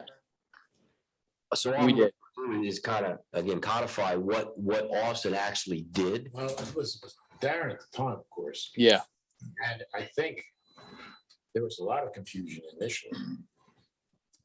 Rob found some things that were, and so, but before the election, I thought that was all cleaned up. It was, but I was out when we got that first list. I was knocking on doors and I talked to people and I said, look, I want to thank you for being registered. And a couple of them said, I didn't know I was registered. Yeah. And I literally said, are you, then I read the name right. And, oh yeah, that is, okay, I didn't know I was registered. Right, there was a real screw up initially, because there was a problem with the evidently recorded, that registered on two different formats, two different computer formats, and they weren't compatible, and then names shifted in one. Yeah, there was it was a merge issue. And it was a real mess, but time the election came around, they pretty much straightened it out. It's not the time to do it. But I didn't know who I talked to and said they were registered that weren't registered. Yeah. So look, I'm not casting any dispersions. I'm really not. We all reserve the right to get smarter. Elections are always tricky. They just are. Keeping files and everything else. It's not us. It's everybody. It's hard. Even a national perspective, it's hard. The only thing I'm asking for is that after every contested election, we sit down. BPW sits down and says, okay, what lessons did we learn? What can we do better? How do we, how often do we get these lists out? How do we check these lists? And guess what? It's not going to be perfect then either. It's not, but it should get better over time. That's all I'm saying. I agree with everything you said, but I'm also concerned about the unintended consequences of other topics that should not be discussed and rehashed. Give me an example. The last election was nasty. Yeah. Yeah. And I don't think that's for the board to discuss. I'm talking about voter registration. That's what I said. I agree with everything you said, but I think there needs to be some sort of limitation on it, that it is process related and not just election related. I think we should have a policy on checking that list, like you're saying. Yeah. Not checking well at all. Checking it early. So I think that should be a policy in and of itself. That's very. Yeah, clear. and it was I am looking to have that be the scope. right, and that's what I said, is I agree with everything you said. I'm just looking at the unintended consequences of what this could lead further boards down the line to do. Okay.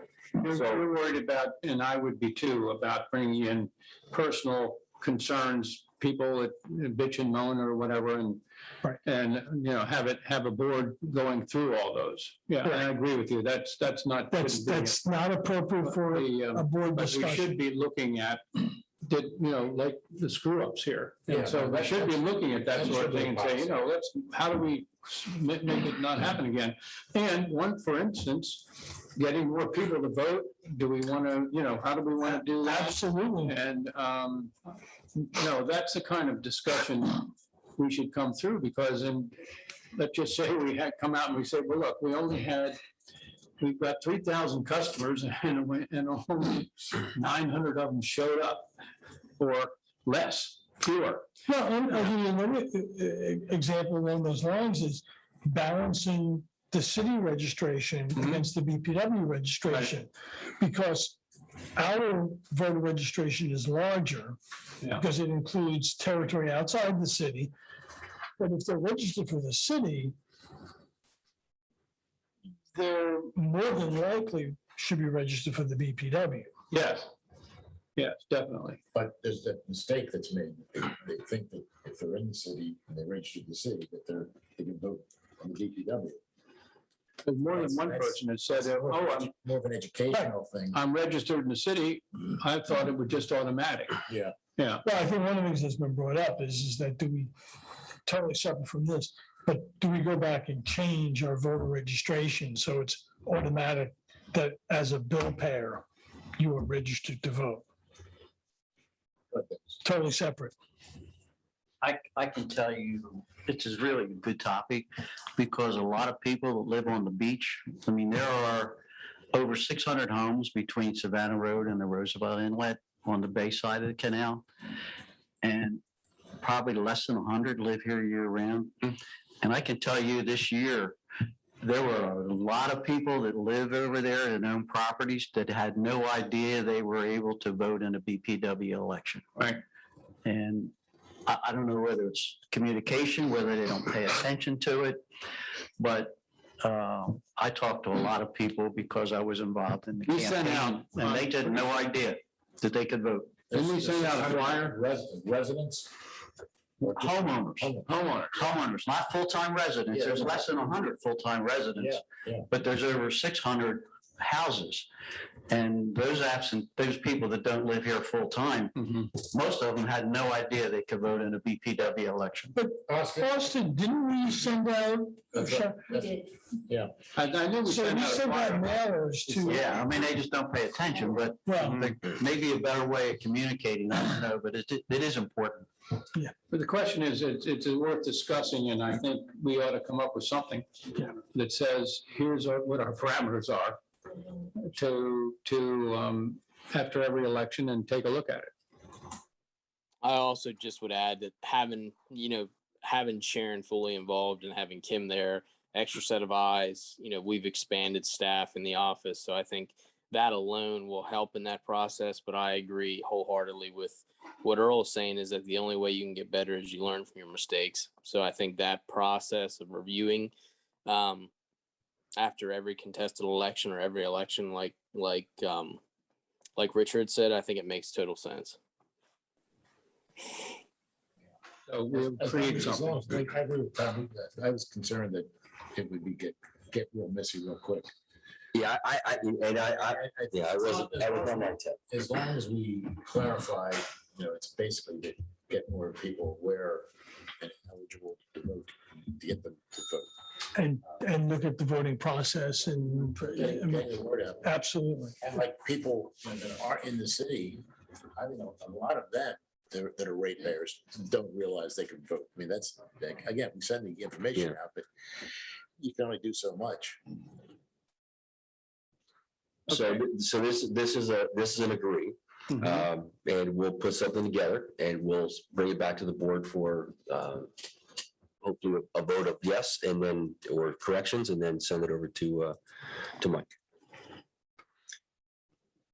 Everybody agree with that? Good? Yep, yes. Look, I'll be honest, I put this one in. And it had to do somewhat with the election as well, but the president is a spokesman for the BPW. The president can assign a specific opportunity to another person. I believe that's not in our charter, but I think it should be. So press is the spokesman of the board. I believe that press should have the ability to delegate that responsibility, because we've done that before. Where I get twist, so I think that's something that needs to happen, because it does happen. Where I also talked about this, and this is going to maybe be a little confrontation. I don't mean it to be, but talking points. I've been involved in acquisitions. I've been involved in a lot of things, and to me, it's important for the board to come up with, whether it's you or whoever it is, with a set of talking points.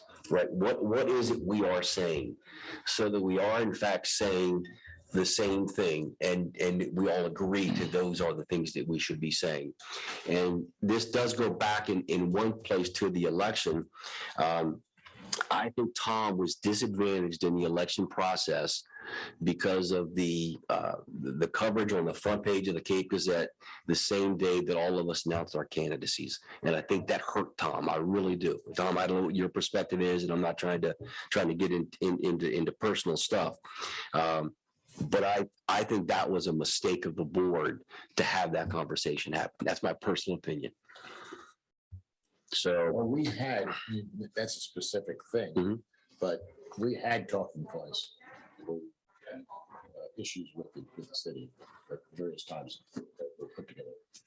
I have a list of this talking points. I can send it to anybody because we were developed during that period. I agree with you, but when the wastewater treatment plant issue spill happened, we did not have talking points. We did not have talking points the last time the spill that we had. And I do think getting all of us agreeing to what happened and what the message is and how that gets communicated to people, because we all got asked questions about it. We all got asked questions. that's a I'm good I'm not talking about 2 years ago. I'm talking about this this year.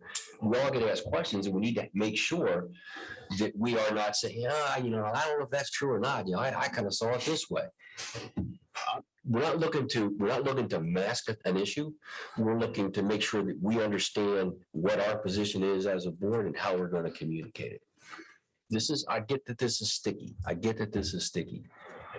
think one of the difficulties, it's so by design, the intention is under the law and FOIA is that all these discussions happen in an open forum and that every member is elected to be an individual to bring a voice and bring an opinion on the issue. So I think that what the expectation is that when you are out and about representing as representatives of the Board of Public Works, that if you were asked a question, you can share your opinion.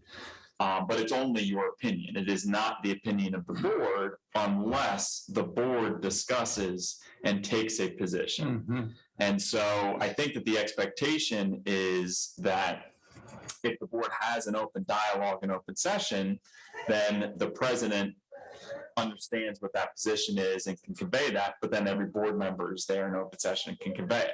If you're in executive session and the board agrees to a position, again, I think that's where from a streamlined communication standpoint, the president conveys the position of the board, but only once the board has taken a position. Until the board takes a position, you're just individually elected members with individual opinions. Now, as your legal counsel on matters that are sensitive, and those are matters that are going to be discussed in executive session, there should be clarity in what the board is conveying. And so on those matters, it's better to take and on advice of counsel, to take the position that we are actively reviewing that matter. When there is more information, I'm happy to provide it.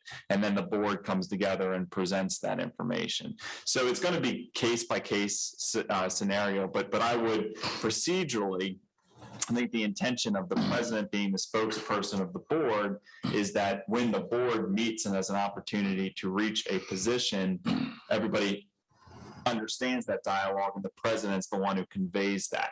Prior to that, until the board takes a position, you all are entitled to your opinions as individual board members. Does that make sense? So one that it just, I brought this up at the last meeting, that the bylaws need to be revised because, Richard spoke for the board in that public service announcement. I spoke for the board at the Plus meeting. So the bylaws do need to be amended so that the president can delegate. Because right now, the bylaws actually don't allow that. That's And it's just a minor nit. Right. I'm not going to comment on anything else. So we agree to adjust that minor nit. Is everybody comfortable with that? With giving me the ability the president ability To delegate. I think Yeah, that. I think we're going to discuss the bylaws at the November meeting, so.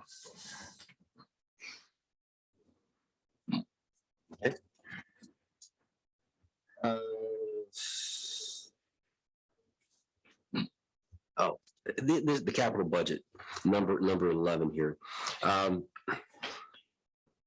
the capital budget got talked about and framed up from two perspectives when we went through it. One is what was actually voted yes, and the other is things that we were aspirational we wanted to do. The 10-year. Yeah, I'm sorry, yeah. So what happens is, so AMI was technically not voted as a yes, but it was put into the plan because it was aspirational and that's what we wanted. Those kinds of decisions then go directly into the reserve policy, right? Because that's money that we are going to spend. And it got kludgy, and I wasn't able to do my fiduciary responsibility and approve the capital reserves, which I'm supposed to do by set date, because the numbers weren't codified. There wasn't ability for me to say, okay, those are the numbers and this is the policy and we're okay. I wasn't able to do that. And I voiced that in a couple of meetings, and I wasn't comfortable not being able to approve that like I'm supposed to do. So what I'm asking here is that the board does approve officially, and if there wants to be unofficial stuff, it gets categorized as unofficial stuff, so that I can then look at the numbers with Austin and others and say, yes, we do have a reserve policy that covers this amount of spending, or we need to adjust our reserve policy. But I want to be able to make that decision by having it being an up or down vote on what is in the numbers. Does that make sense? Yeah. I talked a lot. Oh, wait a minute, but we approved 5-year capital budget, and you're saying that you're not able to take that and look at the cash reserve policy? Because we had things in there that weren't voted up or down. They were voted that we are going to look at this, AMI being an example of that. Likewise, there was cost that probably increased just from an inflation perspective as well, where the numbers may not be accurate also, but that's another conversation. But knowing what is specifically the will of the board voted in, I have to have that to make that decision. I can't have an aspiration. There can be an aspirational plan, but there's got to be a codified, here is the plan, and here's what we'd like to do. And I've got to have those numbers to be able to make that decision on our reserve policy. Austin, any thoughts? Well, I know exactly where you're going with it, because, we're sitting with a 5-year capital plan and we have projects in there that that may or may not happen within those 5 years. They may get pushed because of time frames. So essentially, when you're approving a 5-year capital budget, in theory, you're approving that year, and then the following year, things could change. For example, through the work done on a separate project, we know that like Kings Highway is more of a priority, but we're doing a water study to see if Cedar becomes more of a priority. Well, that fluctuates $12 million over the course of 3 years. That could be moved to the left or could be moved to the right, meaning earlier or later. It's tough when you're running a 5-year capital budget, because there are things in there that may or may not happen within those 5 years, but you're approving a budget, which in turn affects the capital reserve policy. The cash reserve policy.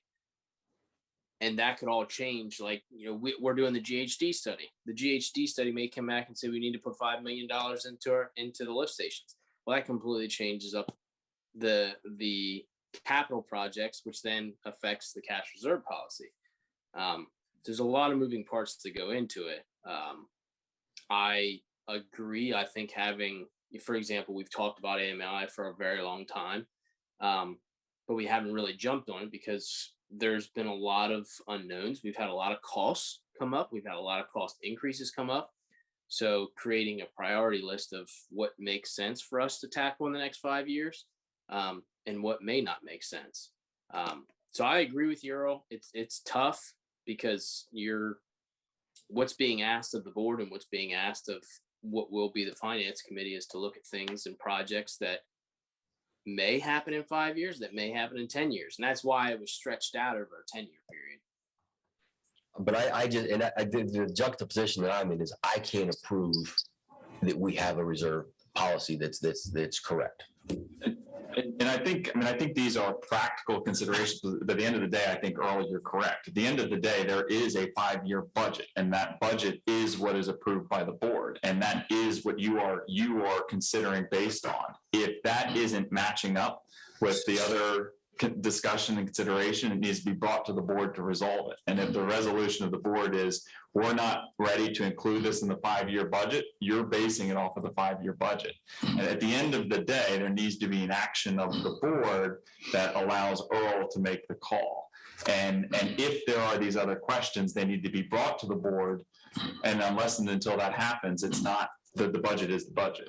So you required in 6 months, is that when you have to approve it? What is your requirement? I'm not sure what the date of it is. I know, I think it's an actual month that I blew past it. And I mentioned this to the board.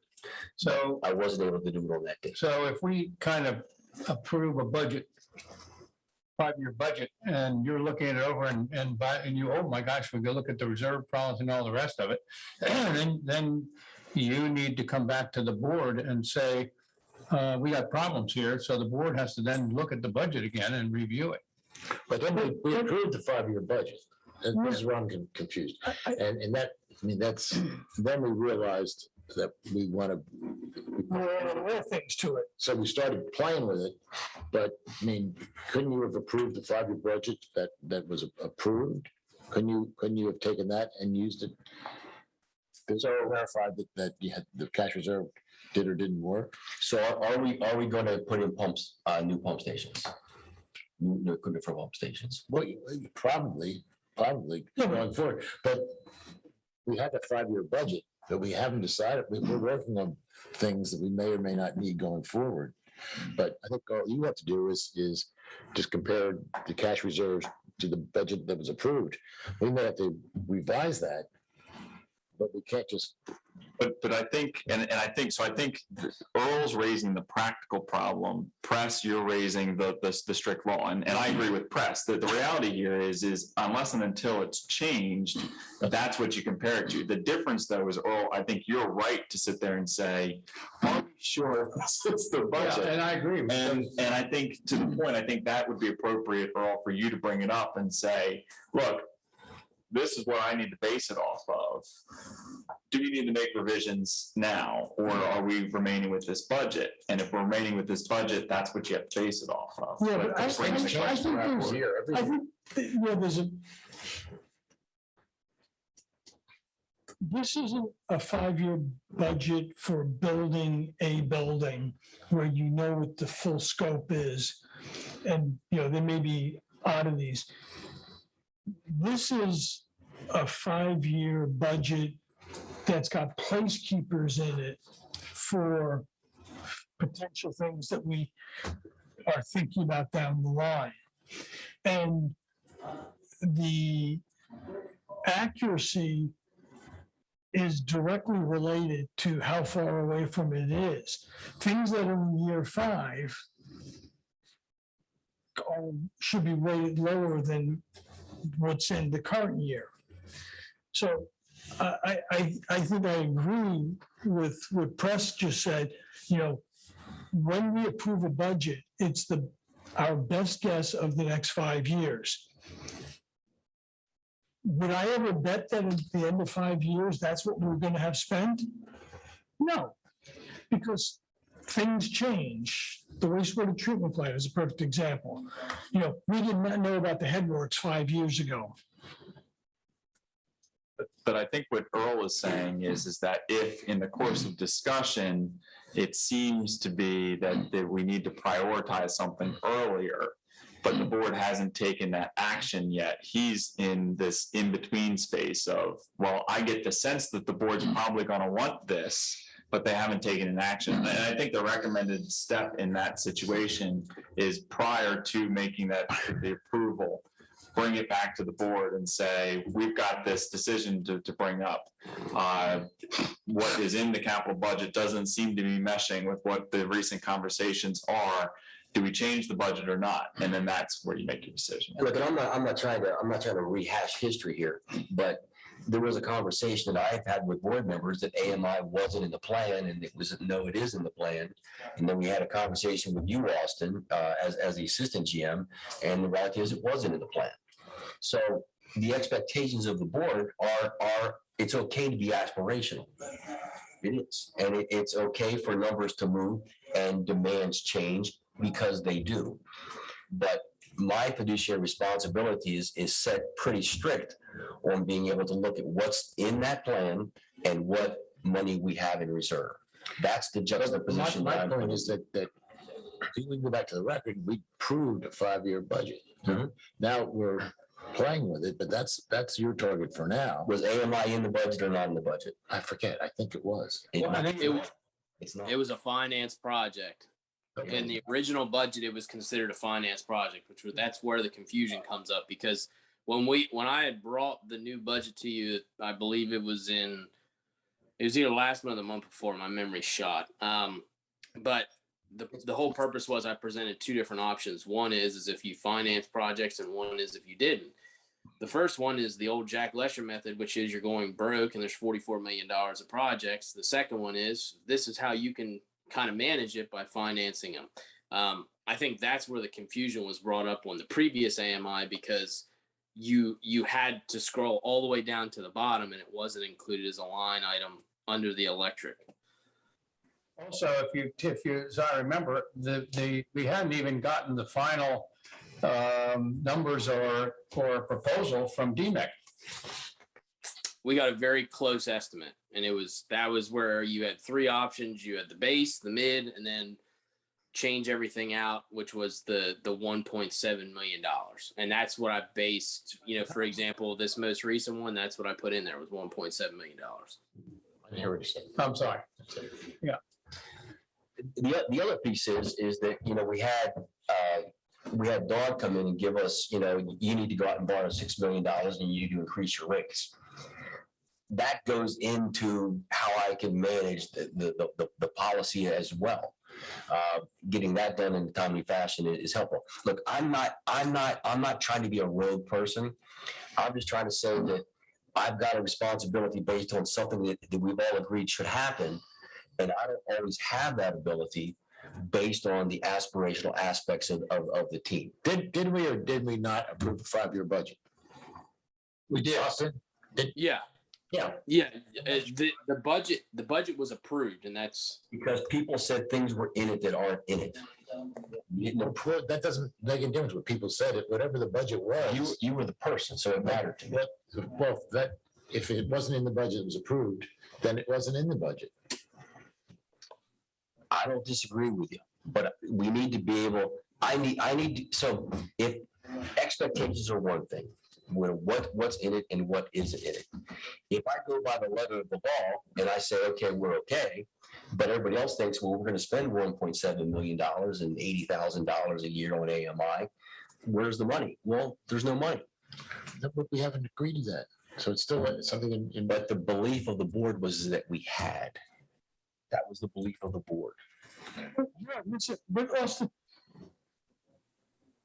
DEMEC was going to fund the AMI, correct? that's the complexity, because how I tried to approach it is I gave two options, right? If the board was moving forward with AMI, it was 1.7 million.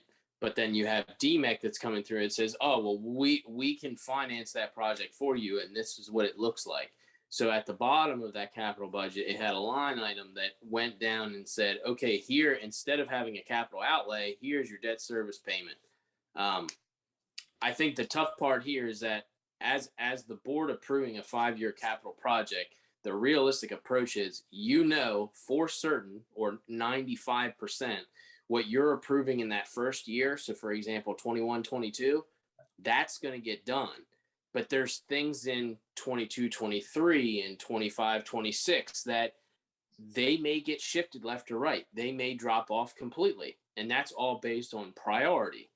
So I don't think Press, you're right or wrong. And I don't think Earl, you're right or wrong, because you're both looking at it from two different standpoints. Is that how you, Earl, can approve something in which AMI may not happen. So then if it doesn't happen, that's $1.7 million, or the debt service payment that we don't have to worry about because we're not going to finance it. We're not going to pay cash for it.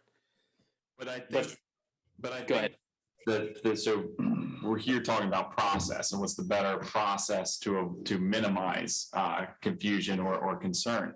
And I think what the process is that the board sets the 5-year budget. Once that budget is adopted, that is what you base your decision on, Earl, unless and until that is changed.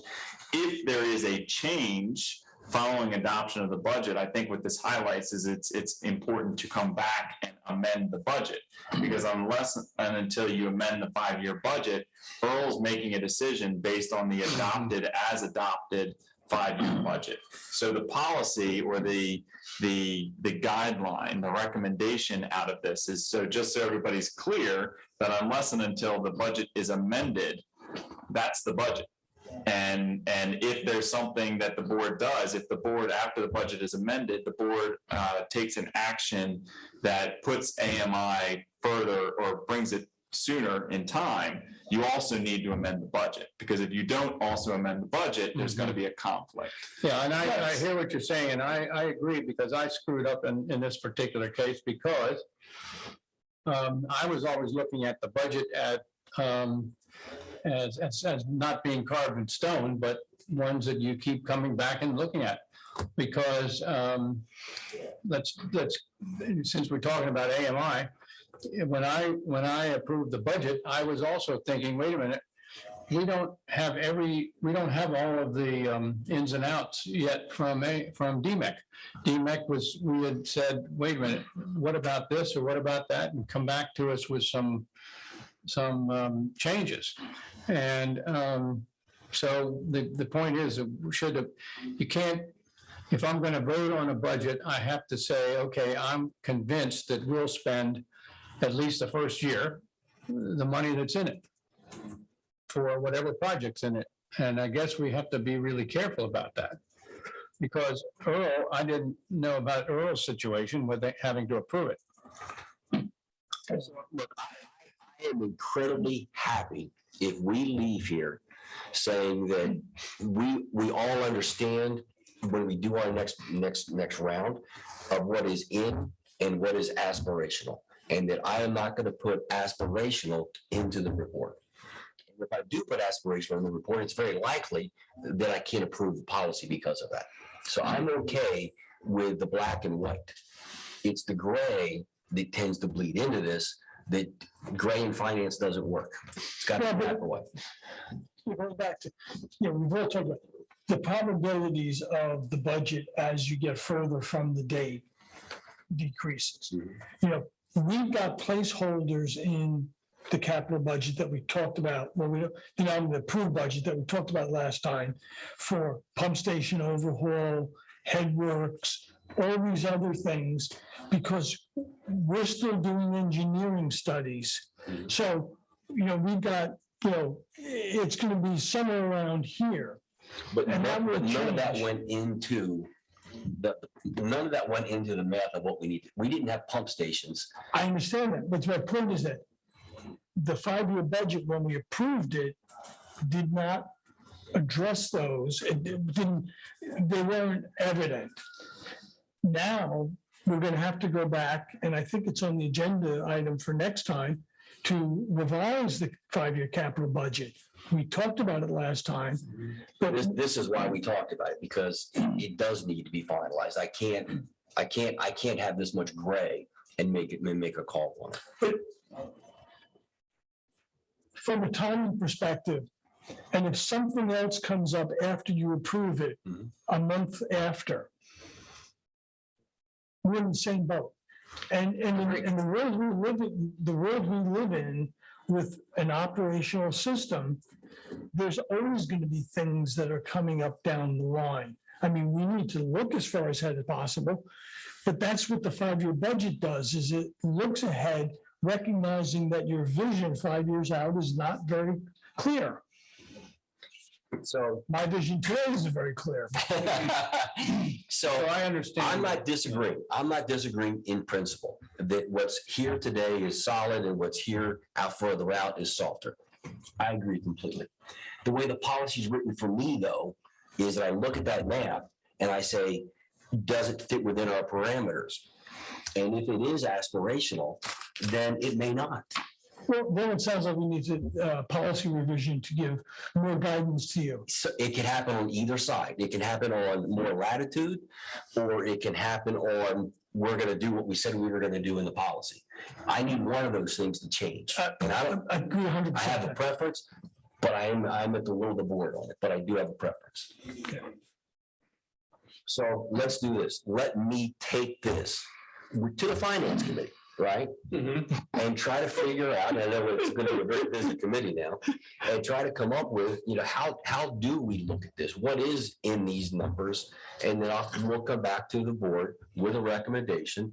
And I just don't want us to get caught and someone turn to me and say, well, Earl, you're the treasurer. What happened? I don't want to be that guy. Is that okay if I take this to the finance committee, the reserve policy? Is that okay? Sure. Okay. Yeah. That one was easy, actually. Huh? We want to make sure we can avoid criminal charges for the treasurer. Yeah. He's getting 50 hours a year. But look, guys, it's 12:15. We still have a number of these to go through. We have an executive session plan. Is anybody willing to cut it off here, and then we'll schedule another meeting to pick this up? I know someone, I think Richard said he's going to get it by 2:00. I'm not sure we'll be able to do that and cover the executive session too. What's the pleasure? I think, well, I'm willing to put it, yeah. I think we got a lot done, and unless you want to continue on through the afternoon, I'm not sure that we'll get through these. Well, I got rid of my dentist appointment, but I got a 3:00 hard stop, so. I'd like to get the executive Can session. we just talk about one more, and maybe it Okay. ends up being too dicey, because it is dicey. A formal policy to address sea level rise.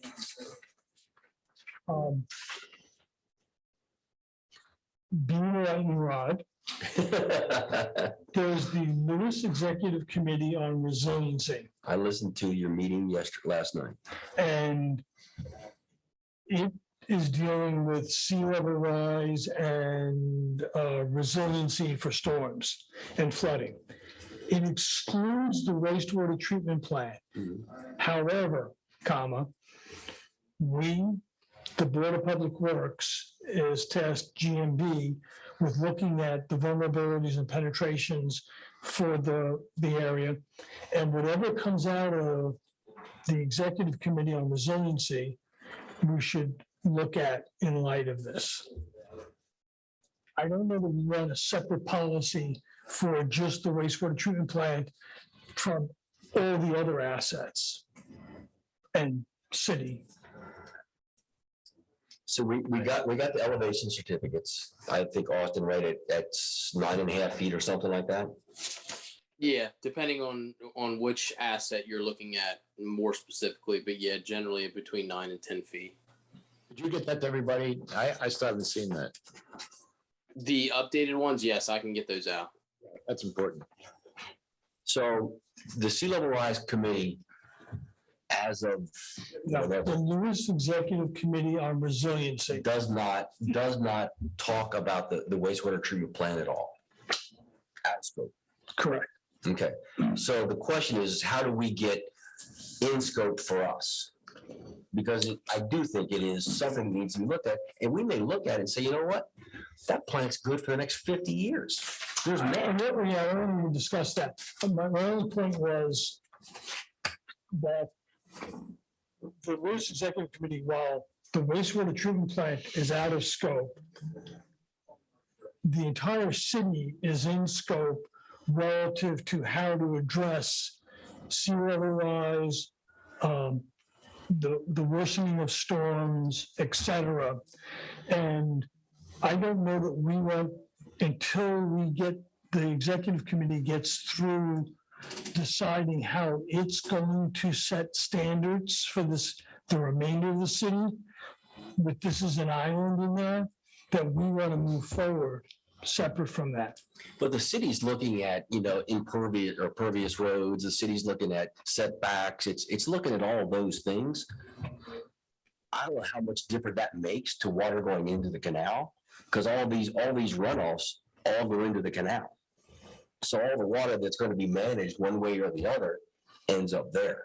The question that I have is, based on the models, when is that plant no longer viable, if ever? But and once again, But I'm not- just to step in here, I think we're bleeding a little into the actual substantive discussion. So I think the question here for this, it's one thing if it's an existing policy and we want to talk about, do we take that up and modifying? This is do we set new policy? And now we're starting to get into the substance of that. You might be going beyond the parameters of what you should be doing in this session. I think the question posed is does the board incorporate a discussion of that policy? And then you'd set it for the agenda and then talk about that policy. I was going to say, maybe it makes more sense, and I've been a proponent of it, of having an all-encompassing, I hate to say the word committee, but mitigation committee that's specific to the BPW, that not only looks at the wastewater treatment plant, but looks at the electric utility, looks at the water utility, looks at the wastewater utility, because that's what we were doing on the capital budget side with, having the ability to put bidirectional flow in with the county to associate the risk mitigation of the force main failure.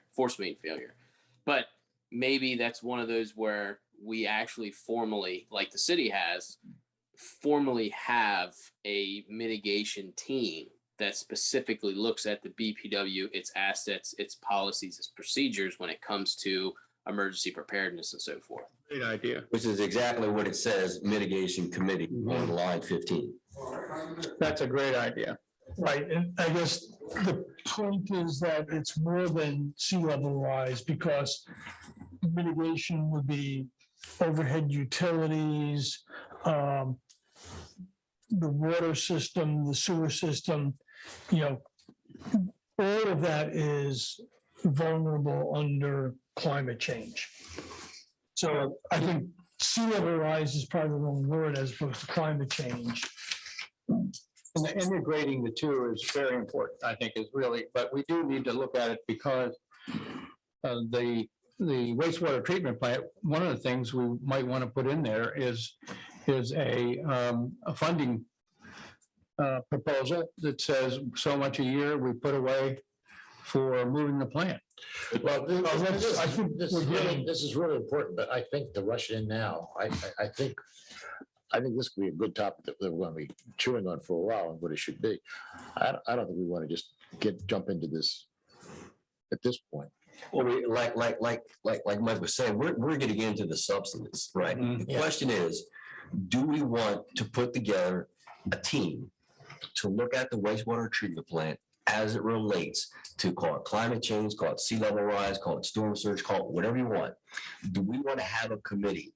Because so far, we are the only thing in this entire city of Lewes that doesn't do this. And if we go down, the hospital goes down. So the question is, do we want to get in this game, or do we want to say, you know what, we want to think about it? And I think it's so involved that to rush it now is. I'm not talking about rushing. I'm talking about creating a committee. I know, even that. I think. Why do you want to just push it now? We'll get back together soon and get into this. The BPW is on the city mitigation team. I mean, the city mitigation team is larger. Press and I partook in the tabletop exercise that happened, I guess that was pre-COVID, 3 years ago, with Darren, the mitigation team, which included the state and the county and everyone else. I'm the liaison to the mitigation team. Okay. So, I mean, I guess what I'm pushing back on, Earl, is us doing it in isolation versus doing it. This is something that I think we need to do in conjunction with the city. All right. It's all asset, But this is too involved. I mean, we can't even decide on this. So let's just push this aside for now, because, I mean, we could spend another hour just deciding on what it's going to be. So I don't think we're quite ready to take that on right now. I'd like to stop here.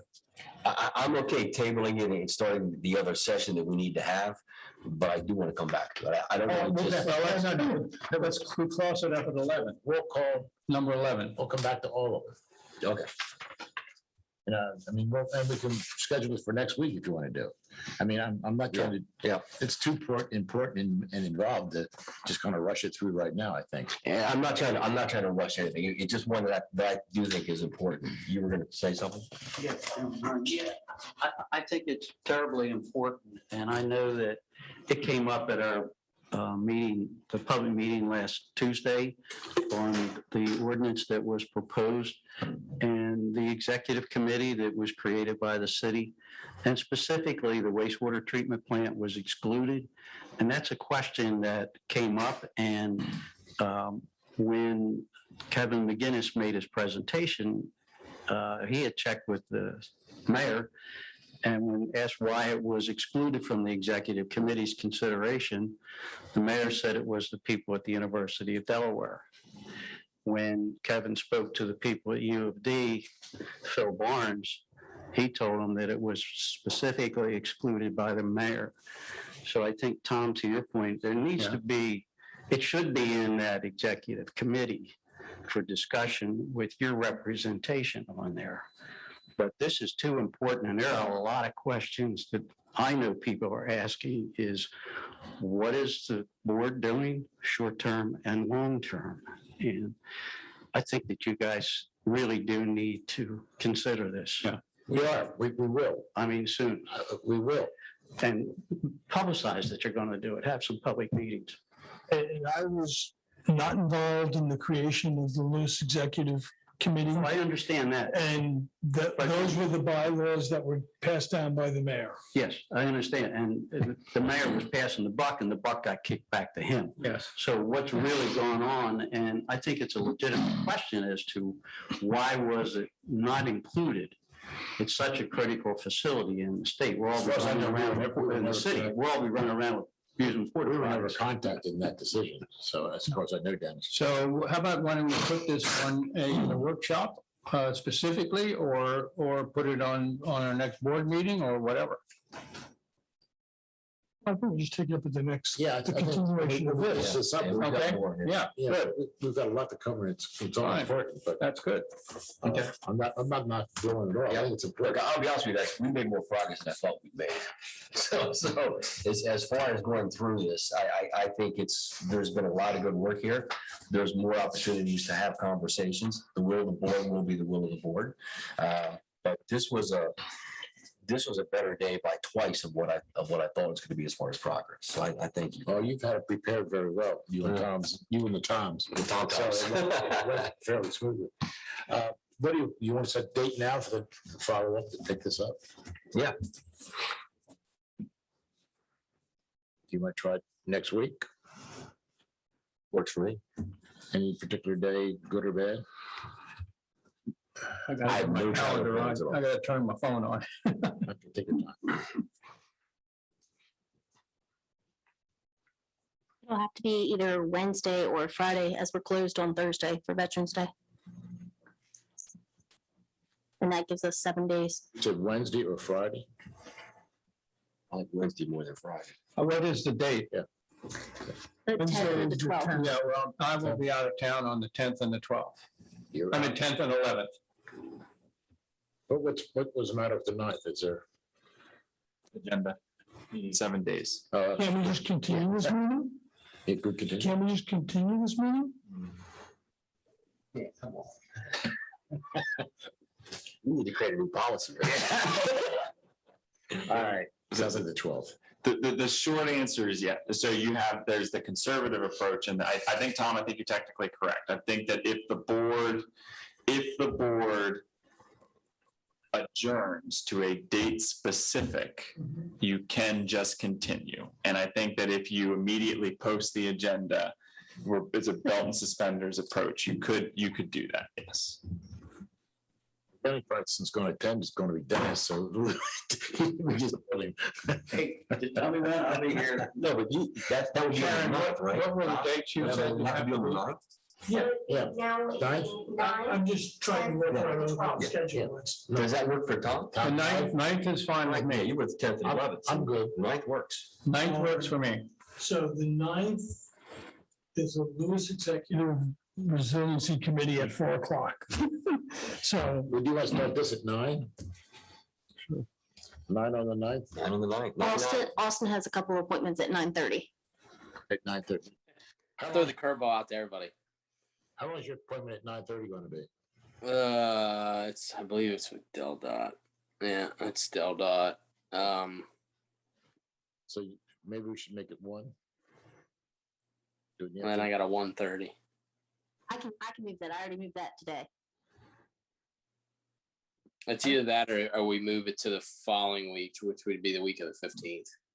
I don't know if anyone's planning on attending, but DEMEC's running a webinar on board development and communications Yeah. at 1:00 On the 9th? on the 9th. I didn't have it on my count. I had it in my calendar. I mean, if we decide to do it then, that's fine, but. I didn't. What about the 17th? We're trying to do it sooner than that, but Mhm. what was the 12th? Did we throw that out? The 12th, I'm gonna be out of town, but I'm coming back on that morning, so So that's probably not good for you. no. 9th would be good, but Austin, Oh, well, we might have Sharon's to- here. we Might have to go into the next week then, the 15th. I have nothing on the 15th. I'm wide open. You want to do it 9 o'clock? That's fine with me. You have your staff meeting then, don't you? Yeah, but I mean, that starts at 8:30. I won't have any problem. If I've started at 8 o'clock, it's no big deal. All right, so be 9 o'clock on the 15th. Okay.